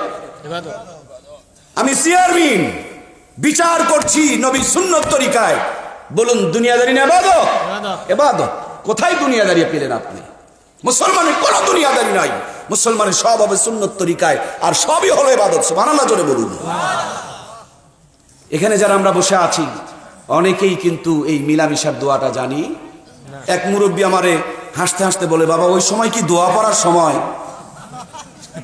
অবশ্যই দোয়া পড়ার সময়, কারণ মুসলমান একটা সেকেন্ডও সুন্নতের বাইরে চলতে পারে। আমার ভাইয়েরা, মিলামেশার ফলশ্রুতিতে আপনি যখন গোসল করবেন, এই গোসলের মধ্যে আমার কোরআনের সুন্নতের তরিকা আছে না নাই? সুন্নত তরিকায় গোসল করবেন, গোসলের ফরজিয়তগুলোকে রক্ষা করবেন। অনেক শিক্ষিত জ্ঞানী গুণী ভাইয়েরা আছে, যদি জিজ্ঞেস করেন গোসলের ফরজ কয়টা, কেউ বলবে 6টা, কেউ বলবে 9টা। যদি জিজ্ঞেস করেন গোসলের নিয়তটা কি, অনেকেই বলবে নাওয়াইতুন গুসলা, সাবান দিয়া কসলা। নাওয়াইতুন গুসলা বলে কসলা কসলা যদি গায়ের চামড়াও পর্যন্ত তোলে, আর গোসলের 3টা ফরজিয়ত যদি আদায় না হয়, বলুন তো দেখি আল্লাহর বান্দা কি জিন্দেগিতে কোনোদিন পবিত্র হতে পারবে? ও যদি গোসল ফরজ আদায় না হয়, তাহলে তার ওযু করলে ওযু হবে। ওযু যদি না হয় নামাজ হবে। নামাজ যদি না হয়, বিপদের সময় ঝড় আসলে দোয়া করবে রব্বানা যালামনা। ঝড় বাড়বে না কমবে? এই তো আপনারাই তো উত্তর দিচ্ছেন ভালো। ও গোসল যদি ভালো হয় ওযু হবে, ওযু যদি হয় নামাজ হবে, আর নামাজ যদি হয় দোয়া করলে দোয়া কবুল করবেই করবে আল্লাহ। কথা বলেন ঠিক কিনা? গোড়াতেই আমাদের ভুল, সেই জন্য আমাদের সব উল্টা পাল্টা হয়ে যাচ্ছে। আমার কলিজার টুকরা ভাইয়েরা, গোসল করতেছেন, গোসলের পানিগুলো আপনার ধুলাবালি ময়লাগুলো পরিষ্কার করে দেয়। শুধু ধুলাবালি ময়লা নয়, এই গোসলের পানির ভিতর দিয়া আল্লাহ বান্দা বান্দির জিন্দেগির সগীরা গুনাহগুলোকে ধুইয়া ধুইয়া পাপ করে দেয়। আমার নবী বয়ান করছেন, আম্মা জান আয়েশা সিদ্দিকা রাদিয়াল্লাহু তাআলা আনহা বসে বসে শুনতেছেন। আম্মা ডাক দিয়ে বলে, নবীজি গো, কিয়ামতের ময়দানে মুসিবতের আদালতে আপনার গুনাহগার উম্মতগুলোকে আপনি খুঁজে খুঁজে কেমনে বের করবেন? বিশ্ব নবী ডাক দিয়ে বলেন, আয়েশা রে, হাজারো ঘোড়ার মাঝে একটা ঘোড়ার মাথা যদি সাদা থাকে, বলো তো দেখি ওই ঘোড়াটাকে খুঁজে পাওয়া যাবে কিনা? আম্মা জান বলেন, অবশ্যই খুঁজে পাওয়া যাবে, কোনো কষ্টই হবে না। আল্লাহর হাবিব ডাক দিয়ে বলেন, আয়েশা, এই কনকনা শীতের ভিতরে আমার গুনাহগার উম্মতগুলো ঠান্ডা পানি দিয়ে ওযু করে, ওযুর পানির ভিতরে আল্লাহ এত ক্ষমতা, এত বরকত আর এত মহত্ব রেখেছেন যে অঙ্গ প্রত্যঙ্গগুলো ওযু আর গোসলের পানি দিয়ে ধৌত করা হয়। কিয়ামতের দিন আল্লাহ তাবারক তাআলা ওই অঙ্গ প্রত্যঙ্গগুলোকে রড বাল্বের চাইতে কোটি কোটি আলোকবর্তিকা, আলোর বাতি বানিয়ে দিবে, আর আমি নবী খুঁজে খুঁজে তাদেরকে জান্নাতে নিয়ে যাব। আমাদের ইমামে আবু হানিফা আসরে নামাজ পড়ে ছোট্ট একটা জলচকিতে বসে কিতাব মোতালা করছেন। এক চোর বেচারি চুরি করে এসে ওযু করতেছে, ওযুর পানিগুলো ডেন দিয়ে গড়ে গড়ে যাচ্ছে। ইমাম সাহেব তাকায় দেখে ওযুর পানির ভিতরে গুনাহ। একবার পানির দিকে তাকায়, আর একবার চোরের মুখের দিকে তাকায়, আবার কিছু টাইম কিতাব মোতালা করে। যেমনি চোরের ওযু করা হয়ে গেছে, কাছে ডাক দিয়ে নিয়ে মাথায় হাত বুলায় বলছে, বাবা তুমি কি আজকে চুরি করেছো নাকি? চোর তো অবাক, আমি চুরি করলাম। হুজুর আপনি মসজিদের থেকে বুঝলেন কেমনে?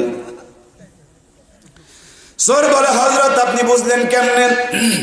আল্লাহ রাখতে পারে, বেটা কেউ যদি সরিষার তেল ব্যবহার করে, কেরোসিনের তেল ব্যবহার করে, তারপরে যদি পানি দিয়ে ধৌত করে, বলো তো রে বাবা, পানি উপর দিয়ে তেলগুলো ভেসে ভেসে যাবে কিনা?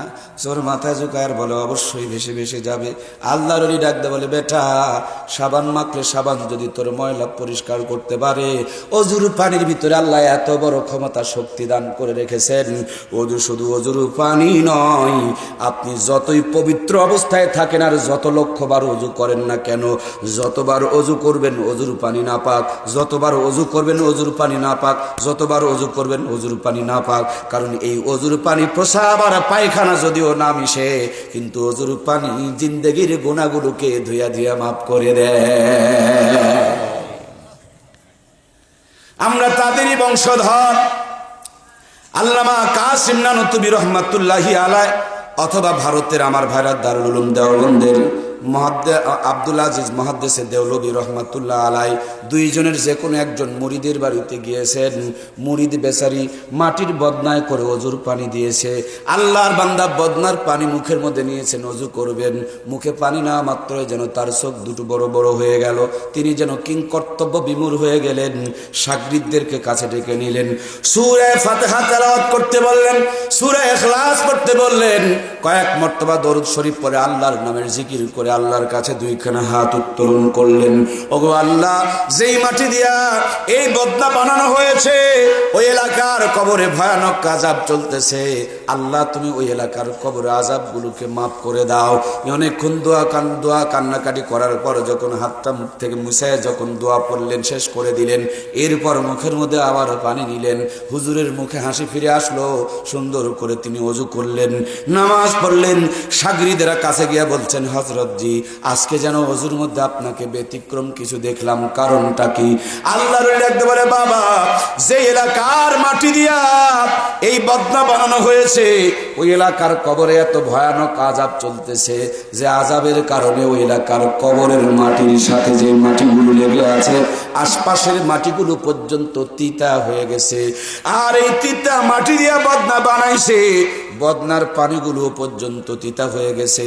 তার জন্য মুখে না মাত্র আমি বুঝতে পেরেছি, আমার প্রাণের ভাইয়েরা, আমাদের মুখ আছে কিন্তু তাদের মতন পবিত্র মুখ। ওরা সত্য বলে, আমরা মিথ্যাই পিএইচডি করি। ওরা হালাল খায়, আমরা হারাম সহ জড়ায়া চালায়। ওদের জবানে কোনো গীবত নাই, আর আমাদের গীবত মুক্ত জবানি। ওদের ওই চোখ দিয়া গুনাহ, ওযুর পানির মধ্যে গুনাহ দেখতে পায়, আর আমাদের চোখ খালি কটকটি দেখায়। ওদের চোখ দিয়া খারাপ মানুষের ভুল দেখে, আর আমাদের চোখ দিয়া ভালো মানুষের খালি ভুল দেখে। ঢাকা জাহাঙ্গীরনগর বিশ্ববিদ্যালয়ে 100 মেয়েকে ধর্ষণ করে যারা সেঞ্চুরি অর্জন করে, চার দোকানে এদেরকে নিয়ে আলোচনা হয়। যদি কেউ খারাপ মানুষ নয়, ভালো মানুষ দিয়ে একটা ভুল করে, এটা নিয়ে চার দোকান গরম। আল্লাহর ওলিরা খারাপের ভুল বের করেছে, আর আমরা উল্টা ভালোর ভুল খুঁজতেছি। আমার কলিজার টুকরা প্রিয় ভাইয়েরা, এক আঙ্গুল দিয়া মানুষের ভুল ভালোই দেখানো যায়, 4 আঙ্গুল তো নিজের দিকে বেঁকা হয়ে আছে। আগে নিজের ভুলটা ধরার দরকার আছে না নাই?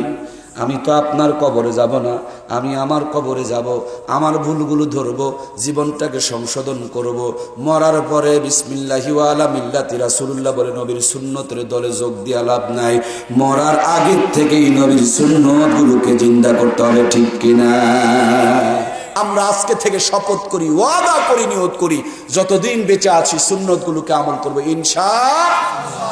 আজকের এই মাহফিল থেকে 2-1 জন কি বলতে পারবেন যে আমি একটু দাড়ি রেখে দেবো, সুন্নতের দাড়ি নিয়ে 2-1টা কথা বলি, তাহলে দাড়ি রাখতে পারবেন। এই যে দাড়ি দেখছেন তো, এই দাড়ি দেখতে পাচ্ছেন আমার ভাইরা, এই যে দাড়ি নিয়ে কত ফিতনা, অথচ দাড়ি সুন্নত, দাড়ি আরেক দৃষ্টিকোণ থেকে ওয়াজিব। আপনি নামাজ পড়ছেন না, নামাজ যখন পড়েন নাই তখনকার গুনাহ হচ্ছে, আর দাড়ি যতদিন না রেখেছেন 24 ঘন্টা আপনার গুনাহ চালু রয়েছে। ঘুমিয়ে রয়েছেন কিন্তু দাড়ি না রাখার গুনাহ রয়েছে। এই যে দাড়িটা রাখতে হবে। মুসলমান এখন দাড়িকে নিয়েও নানান ফিতনা। মনে করে যে যারা দাড়ি রাখছে তারা হলো ব্যাকডেট, বোকা, আর দাড়ি যারা কাটছে তারা হলো আপডেট। কথা কি বুঝতেছেন? দাড়িওয়ালারা ব্যাকডেট, আর দাড়ি কাটনেওয়ালারা আপডেট। কে আপডেট আর কে ব্যাকডেট আমি আপনাদের সামনে তুলে ধরতেছি। আমার ভাইরা, ব্রিটেনের এক বিশ্ববিদ্যালয়ে দাড়ি নিয়ে গবেষণা শুরু হয়েছে। দাড়ি, মুসলমানদের দাড়ি কেন এত গুরুত্বপূর্ণ, বিশ্বনবী কেন দাড়ির প্রতি এত গুরুত্ব দিয়েছে, এরা দাড়ি নিয়ে গবেষণা করতে করতে চমৎকার কিছু তথ্য বের করে নিয়ে এসেছে। আমি কি বলবো 2-1 মিনিটে? আপনাদের এলাকায় কলার তো ভালো আবাদ হয়, কলার যেমনি একটা করে পাতা বের হবে, খস করে কেটে দিবেন, ক্লিন শেপ। কথা বুঝে না?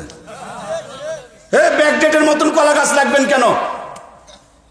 আপডেটের মতন ক্লিন শেপ করবেন, যেমনি বাড়াবে কাটেন, যেমনি বাড়াবে কাটেন, যেমনি বাড়াবে কাটেন। কারণ পাতা কেন রস টানবে? মিয়া যা টানবে কলা টানুক। ও, তাইলে বুঝা গেল আপনারা বোঝেন।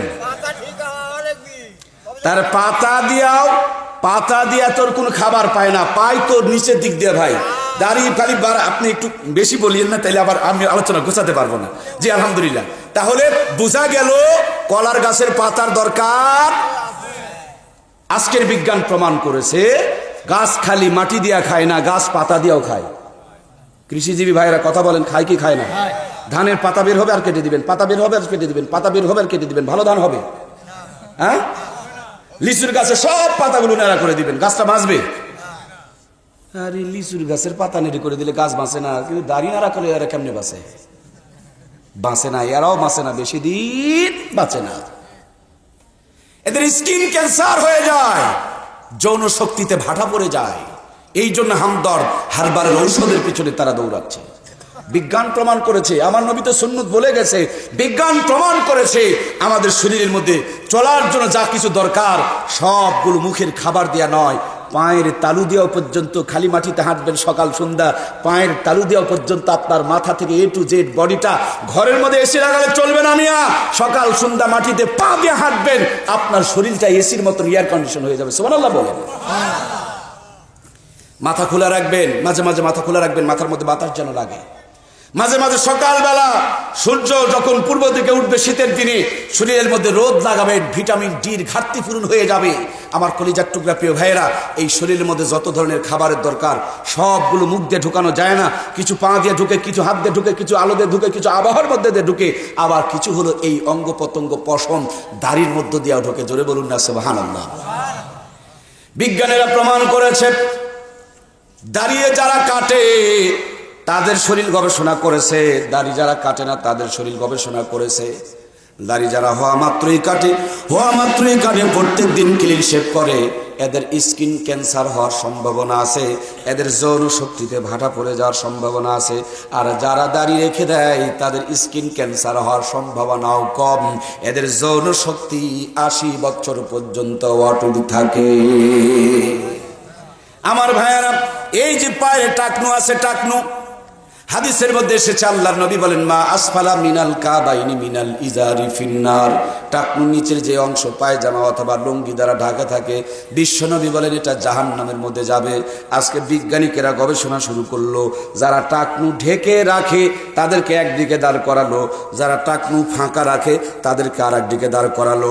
কম্পিউটারে পরীক্ষা শুরু করে দিল, শত শত যুবককে পরীক্ষা শুরু করে দিল। যাদের টাকনু ঢাকা থাকে তাদের টাকনু ঢাকার কারণে শরীরটা ভেস ভেসা দেশ দেশা, ডায়াবেটিসওয়ালা ফেস ফেসা ভেস দেশা হয়ে যায়। আর যাদের টাকনু ফাঁকা থাকে তাদের শরীরটা টনটনা টনটনা থেকে যায়। আমার ভাইরা, বোঝানোর জন্য বলতেছি, আপনারা সৌর বিদ্যুৎ তো চিনেন, উপরে একটা সোলারের প্যানেল থাকে, নিচে কয়েকটা তার দিয়া বাল্বগুলো নিচে ঝুলানো থাকে। সোলারের প্যানেলের মধ্যে যত আলো পড়বে, রোদ পড়বে, বাতাস পড়বে, বাল্বের মধ্যে তত আলো জ্বলবে। প্যানেলে যদি রোদ না পড়ে বাল্বে আলো জ্বলবে। বিজ্ঞানরা প্রমাণ করেছে, আমার নবী ১৫০০ বছর পূর্বে বলে গেছে, পুরুষের জন্য যৌন শক্তির সোলার আল্লাহ তাআলা টাকনুর মধ্যে সেট আপ করে রেখে দিয়েছেন। যেই পুরুষের টাকনু ফাঁকা থাকবে, আলো বাতাস করবে, তার যৌন শক্তিকে আল্লাহ তাআলা অটুট রেখে দিবে। আর যার টাকনু ঢাকা থাকবে, যতই হামদর্দার হাতবালের বহার করুক কোনো কাজে আসবে না, ঠিক কিনা? এই জন্য বন্ধুরা আমার, আপনি আমি বুঝি আর না বুঝি, আল্লাহর নবীর সুন্নত সবই হলো আমাদের জন্য ইবাদত এবং কল্যাণকর। কথা বলুন ঠিক কিনা? আমার ভাইয়েরা, একটা নাপা বড়ি খাবেন, শরীরের ব্যথা ভালো হয়ে যাবে। একটা জ্বরের বড়ি খাবেন, আপনার শরীরের জ্বর বন্ধ হয়ে যাবে। একটা গ্যাসের বড়ি খাবেন, পেট ক্লিয়ার হয়ে যাবে। আপনি বোঝেন আর না বোঝেন, নবীজির এক একটা সুন্নতকে জিন্দা করবেন, আপনার জিন্দেগিতে জান্নাতের শান্তি নেমে আসবে। সুবহানাল্লাহ বলুন। আমার নবী কত সুন্দর বিধানগুলো বলে দিয়েছেন। আজকে বিজ্ঞান অবাক হয়ে যাচ্ছে। স্বামী স্ত্রী একে অপরকে জড়িয়ে ধরে ঘুমান, একই ঘরে ঘুমান, দুইজনের মাঝে ফাঁক রাখবেন না। বিজ্ঞান বলতেছে, যারা বিবাহিত মানুষ ঘরের থেকে যখন বাহিরে যায়, যাওয়ার সময় যদি একে অপরকে বুকে জড়িয়ে ধরে যেতে পারে, তারা যেমন ব্যাটারিতে চার্জ দিয়ে আমরা সকালবেলা বাড়ির থেকে মোবাইলটা বের করে নিয়ে যাই, সারাদিন ওই চার্জে যেমন ব্যাটারি চলে, আবার সন্ধ্যাবেলা যেমন চার্জে লাগিয়ে দেই, স্বামী স্ত্রী একে অপরের জন্য তেমনিভাবে চার্জার। আল্লাহ রাব্বুল আলামিন তাদের কর্মক্ষমতাকে বাড়িয়ে দেয়। জোরে বলুন না সুবহানাল্লাহ। আমার কলিজার টুকরা ভাইয়েরা, বার্ধক্য তাদেরকে ধরতে পারবে না, বার্ধক্য তাদেরকে গ্রাস করতে পারবে না। সংক্ষিপ্ত পরিসরে আমরা ভালোবাসবো সবচাইতে বেশি কাকে? আর এই আল্লাহকে ভালোবাসতে হলে নবীজির সুন্নতগুলোকে জিন্দা করতে হবে। আল্লাহ ভালোবাসা দিয়ে জিন্দেগির গুনাহগুলোকে মাফ করে দেবে। সুবহানাল্লাহ বলুন। আজ এই নবীর সুন্নতকে জিন্দা করার জন্য একটা মানুষও কি পাবো যে মুখে একটু দাড়ি রাখবেন? একজন কি কেউ আছেন? একজনকে দেখতে পারবো? একজন? একটু উঠেন, দেখবো আপনাকে। আসেন, মুসাফা করি আপনার সাথে। মাশাআল্লাহ, জাযাকুমুল্লাহ। কি নাম ভাইয়ের? নাম কি? কি নাম? ফেরদাউস আলম ভাই, দাড়ি রাখবেন আমাদের ফেরদাউস আলম ভাইকে আল্লাহ কবুল করুন, বলুন আমিন। এই যুবক যারা আছেন, আপনি যুবকদেরকে আজকে দুটা কথা বলে নিন। আপনারা তো আগামী দিনে বিয়ে করবেন না, বিয়ে করবেন না? বিয়ে তো করা লাগবে। তো বিয়ে করতে হলে 1 নম্বর মাল বিয়ে করবেন না 2 নম্বরটা? এ কথা কয় না কেন? হাসির আবার কি আছে? এখন তো 2 নম্বরেই দেশটা ভরে যাচ্ছে, কথা বলেন ঠিক কিনা? এই জন্য আপনারা 1 নম্বর তো বিয়ে করতে চান নাকি বলেন? 1 নম্বর বিয়ে করতে হলে 1 নম্বর কাজ আপনাকে করতে হবে, মুখে দাড়ি রাখতে হবে। যদি আপনি মুখে দাড়ি রাখেন তাহলে আপনি 1 নম্বর বউ পাবেন, নসেদ আপনি 1 নম্বর বউ পাবেন। আপনারা বলবেন যে বোকা হুজুরক দাওয়াত দিছে।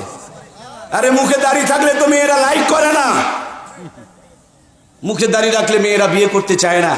আমি আপনাদেরকে বলবো, হ্যাঁ, আপনি যদি 1 নম্বর চান তাহলে মুখে দাড়ি রেখে দেন, আর যদি 2 নম্বর পেতে চান তাহলে দাড়ি কেটে ফেলে দেন। কারণ যারা 2 নম্বর মেয়ে, যারা বাজে মেয়ে, যারা খারাপ মেয়ে, এরা ভালো করে জানে দাড়িওয়ালা কোনোদিন তার বউকে যেখানে সেখানে যেতে দেবে না। জোরে বলেন যেতে দেবে না। আর একটু জোরে বলেন যেতে। এই জন্য 2 নম্বর মেয়ে কোনোদিন দাড়িওয়ালা ছেলেকে বিয়ে করবে না, কারণ দাড়িওয়ালা ছেলেকে বিয়ে করলে সে যেখানে সেখানে যেতে পারবে না। 2 নম্বর মেয়ের থেকে যদি বাঁচতে চান আগে মুখে দাড়ি রেখে দেন, তাহলে 2 নম্বর মেয়েগুলো আপনাকে লাইক করবেন না, আপনি 2 নম্বর থেকে বেঁচে যাবেন। কথা বলুন ঠিক কিনা? এখন আমার ভাইয়েরা তো খুব খুশি, যারা বিয়ে করেনি তারা অনেক খুশি, দাড়ি রাখার নিয়ত করছে মনে মনে। কিন্তু পর্দার আড়ালে আমার বোনেরা চিন্তা করতেছে, হুজুর আপনি না ছেলেদের জন্য বললেন 1 নম্বর বউ পাওয়ার আলামত, 1 নম্বর বউ পাওয়ার বুদ্ধি, কিন্তু আমরা মেয়েরা যদি 1 নম্বর স্বামী পেতে চাই তাহলে আমাদের বুদ্ধি কি? মায়েদের জন্য কিছু কথা বলা দরকার আছে না নাই? এই জন্য আমি আমার বোনদের জন্য বলতে চাই, আপনারা যদি 1 নম্বর ছেলেকে বিয়ে করতে চান তাহলে দাড়িওয়ালাকে বিয়ে করবেন। কারণ যার মুখে দাড়ি আছে সে একটা সিনেমার পোস্টারের দিকেও তাকিয়ে থাকতে, কথা বলেন না, পারে সিনেমার পোস্টার দিকে তাকালেই দাড়ি তাকে বারবার সিগন্যাল দেয়, না রে না, তোর মুখে দাড়ি আছে, তোর দ্বারা এটা করা ঠিক হইতে পারে। যে লোকটা সিনেমার পোস্টারেই দেখতে পারে না তার দ্বারা খারাপ কিছু সম্ভব হইতে পারে না। সুতরাং আপনি যদি দাড়িওয়ালাকে বিয়ে করেন তাহলে 1 নম্বর মাল পাবেন। আর দাড়ি যে রাখে নাই বুঝতে হবে তার চরিত্র ভালো। ওই যেটে সেটে যাবা চাই, যা খুশি তাই করবার চাই, তার জন্য মুখে দাড়ি রাখে নাই। এই জন্য আমার কলিজার টুকরা ভাইরা, শেষ বেলায় আনন্দের মধ্য দিয়াও হলো আপনাদেরকে দাড়ির উপরে কিছু উদ্বুদ্ধ করেছি। আল্লাহ তাবারক তাআলা জি মাশাআল্লাহ জাযাকুমুল্লাহ আহসানাকুমুল জাযা, আল্লাহ তাআলা আমার ভাইকে কবুল করুক। আল্লাহ তাআলা আমাকে 11 বার পবিত্র হজে নিয়েছেন। আপনাদের এলাকার আমার জয়নাল মাস্টার বড় ভাই, নুরুল ইসলাম বড় ভাই সহ অনেক হাজী সাহেব, আমার মন্টু ভাই এসেছেন, এই যে হাজী সাহেবরা আছেন ওনাদেরকে আমি চিনি। আলহামদুলিল্লাহ, আল্লাহর ঘরে গিয়ে আপনাদের জন্য, আপনাদের এই প্রতিষ্ঠানের জন্য দোয়া করব। ভাইরা আমার সাথে মোনাজাত পর্যন্ত আছেন তো ইনশাআল্লাহ? اللهم آمين. ربنا ظلمنا وإن لم تغفر لنا وترحمنا لنكونن من الخاسرين. ربنا لا تزغ قلوبنا بعد إذ هديتنا وهب لنا من لدنك رحمة إنك أنت الوهاب. وقل رب ارحمهما كما ربياني صغيرا. رب ارحمهما كما ربياني صغيرا. رب العالمين. আয় আল্লাহ, আরামের ঘুমকে হারাম করে নরম বিছানায় লাথি মেরে রহমত আর বরকত মাগফিরাতের আশা হৃদয়ের মধ্যে ধারণ করে তোমার আলিশান দরবারে 2খানা হাত উত্তোলন করেছি। মেহেরবানি করে আমাদের জিন্দগির সমস্ত গুনাহগাতাগুলো মাফ করিয়ে দাও। কঠিন কিয়ামতের দিন মুসিবতের আদালতে আজকের মাহফিলখানা শ্রোতা বক্তা কর্তৃপক্ষ এলাকাবাসী সকলের জন্য নাজাতের জরিয়া বানায়া দাও। শুরু থেকে নিয়ে এই পর্যন্ত যত কথা আলোচনা হয়েছে আল্লাহ, সমস্ত কথা আমাদের সকলকেই তুমি আমল করার তৌফিক দিয়ে দাও। আয় আল্লাহ, আজকের আলোচনার ভিতরে শুধু তোমার নবীজির সুন্নতকে নিয়ে আলোচনা করেছি। আয় আল্লাহ, তোমার ভালোবাসা, তোমার হাবিবের ভালোবাসা নিয়ে আলোচনা করেছি। মালিক, তুমি আমাদের এই কলিজাটুকু তোমার নূর, তোমার প্রেম, তোমার বন্ধুর ভালোবাসা দিয়া পরিপূর্ণ করে দাও। গোটা পৃথিবীর মজলুম মুসলমানদেরকে তুমি নেক হায়াতে তৈয়বার সাথে সুস্থতা দিয়ে দাও। আল্লাহ সমগ্র বিশ্বের মুসলমানগুলোকে এক এবং নেক হওয়ার তৌফিক দিয়ে দাও। বিশ্বব্যাপী মুসলমান নিধন করার জন্য যারা চক্রান্ত করতেছে আল্লাহ তাদের চক্রান্তগুলোকে তুমি ভেস্তায়া দাও। আয় আল্লাহ ওই ইসলামের বিরুদ্ধে অপশক্তি তাদেরকে তুমি হেদায়েত দান করে দাও। তাদের তকদিরে যদি হেদায়েত না থাকে কওমে লূত আদ সামুদের মতন ধ্বংস করে দাও রব্বুল আলামিন। হাজারো ব্যস্ততাকে পিছনে রেখে নারীর টানে অনেকে বাড়িতে ছুটে চলে এসেছেন। আল্লাহ যখন দুইটা হাত তুলি দুইজন মানুষের কথা সবচেয়ে বেশি মনে পড়ে যায়। জনম দুঃখিনী মা কলিজা টুকরা আব্বা জান, আল্লাহ গো কার মা আছে কার মা নাই, কার মা বাবা দুই নিয়ামতি নেই তুমি ভালো জানো। এই মাহফিলকে কেন্দ্র করে অনেক বোনেরা 2 বছর 3 বছর পর শ্বশুর বাড়ির থেকে বাবার বাড়িতে এসেছেন। টিফিন বক্সে কত সুন্দর সুন্দর খাবার বানায় নিয়ে আসছেন। বাড়িঘর সব আছে কিন্তু কলিজার টুকরা মা নাই। আয় আল্লাহ মামা খালু ফুবা চাচা সব আছে কিন্তু আব্বা নাই। সবকিছুই যেন কেন শূন্য শূন্য ফাঁকা ফাঁকা লাগে। আজকের এই গভীর রজনীতে ওই কলিজার টুকরা আব্বা আম্মার জন্য আমরা হাত তুলেছি। আমাদের প্রত্যেকের আব্বা আম্মাকে তুমি জান্নাতের মেহমান বানায় নাও। আমি গুনাহগার, আজ থেকে 17-18 বছর আগে আমার আব্বাজানকে এই 2টা হাত দিয়া জিন্দেগির শেষ গোসল করায়া সাদা কাফনের কাপড় পরায়া তোমার কাছে ছিল জন্মের জন্য এই 2টা হাত দিয়ে আমানত দিয়ে এসেছি। মনের পর মন মাটি বুকের উপরে চাপায় চাপায় দিয়েছি গো আল্লাহ। আজকের আনন্দ কোন মুহূর্তে কোরআনুল কারীমের মাহফিল থেকে গভীর রজনীতে তার জন্য 2টা হাত তুলেছি। তোমার শিখানো ভাষায় তোমার কাছেই প্রার্থনা জানাই, অকুর রব্বির হামহুমা কামা রব্বায়ানি সাগীরা।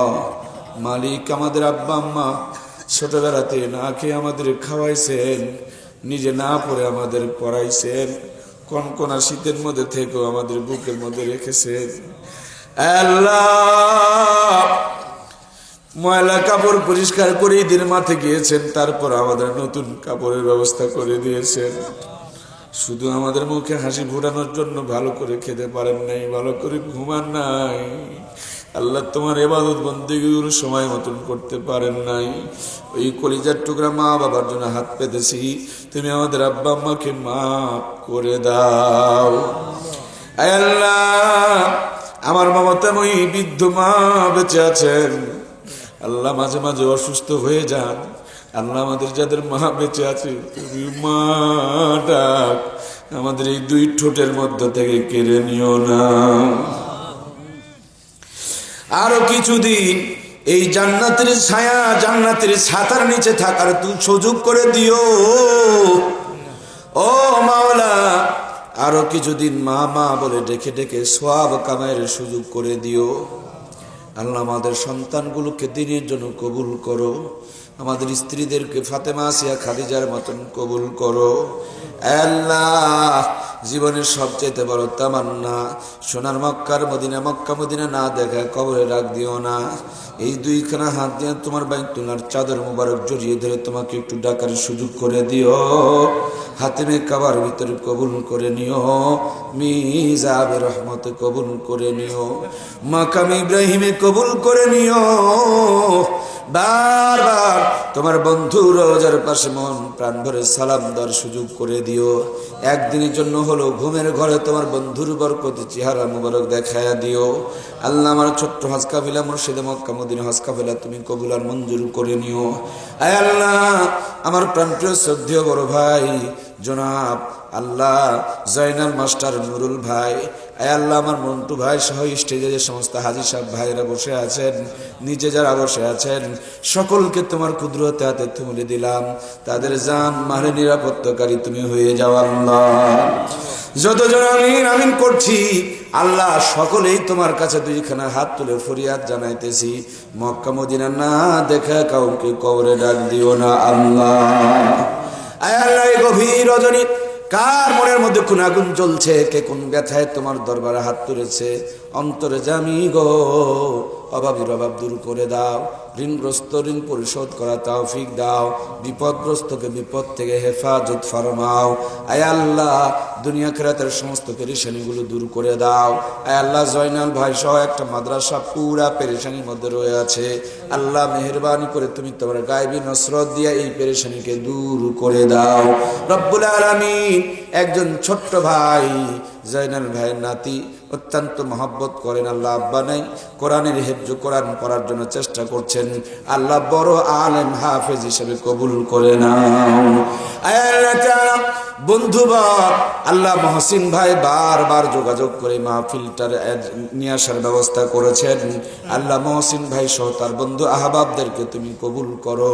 আল্লাহ এই মাহফিলটা আঞ্জাম দেওয়ার জন্য মানুষের দ্বারে দ্বারে ঘুরে বহুত কষ্ট করে গ্রামের ভিতরে এত সুন্দর কোরআনের মাহফিলটা যারা উপহার দিয়েছেন, ওই সমস্ত যুবক বন্ধুদেরকে, মুরব্বী বাবাদেরকে তোমার কুদরতি হাতে আমানত দিয়া দিলাম।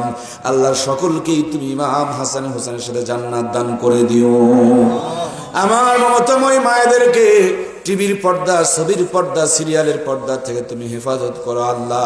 5 ওয়াক্ত নামাজি বানায়া দাও আল্লাহ, মুত্তাকি পরহেজগার ঈমান ওয়ালা আখলাক ওয়ালা বানায়া নাও আল্লাহ। জানি না মাবুদ, জানি না কার জন্য কোন দোকানে কাপড়ের কাপড় রেডি হয়ে আছে, না জানি কোন মুহূর্তে মালাকুল মউত নাকের ডগার সামনে হাজির হয়ে যাবে। ওই মুহূর্তে আসার পূর্বে পূর্ণ মুমিনে কামিল বানায়া নিও, তাওবাতুন নাসুহা নসিব করে দিও। পবিত্র রমজান মাসের রোজার হালতে জুমার দিনে ঈমানের সাথে মওত দিও। মওতের সময় আমাদের সকলের জবানে আখিরি কালিমা, মধুর কালিমা, জান্নাতি কালিমা জারি করে দিও, লা ইলাহা ইল্লাল্লাহু মুহাম্মাদুর রাসূলুল্লাহ।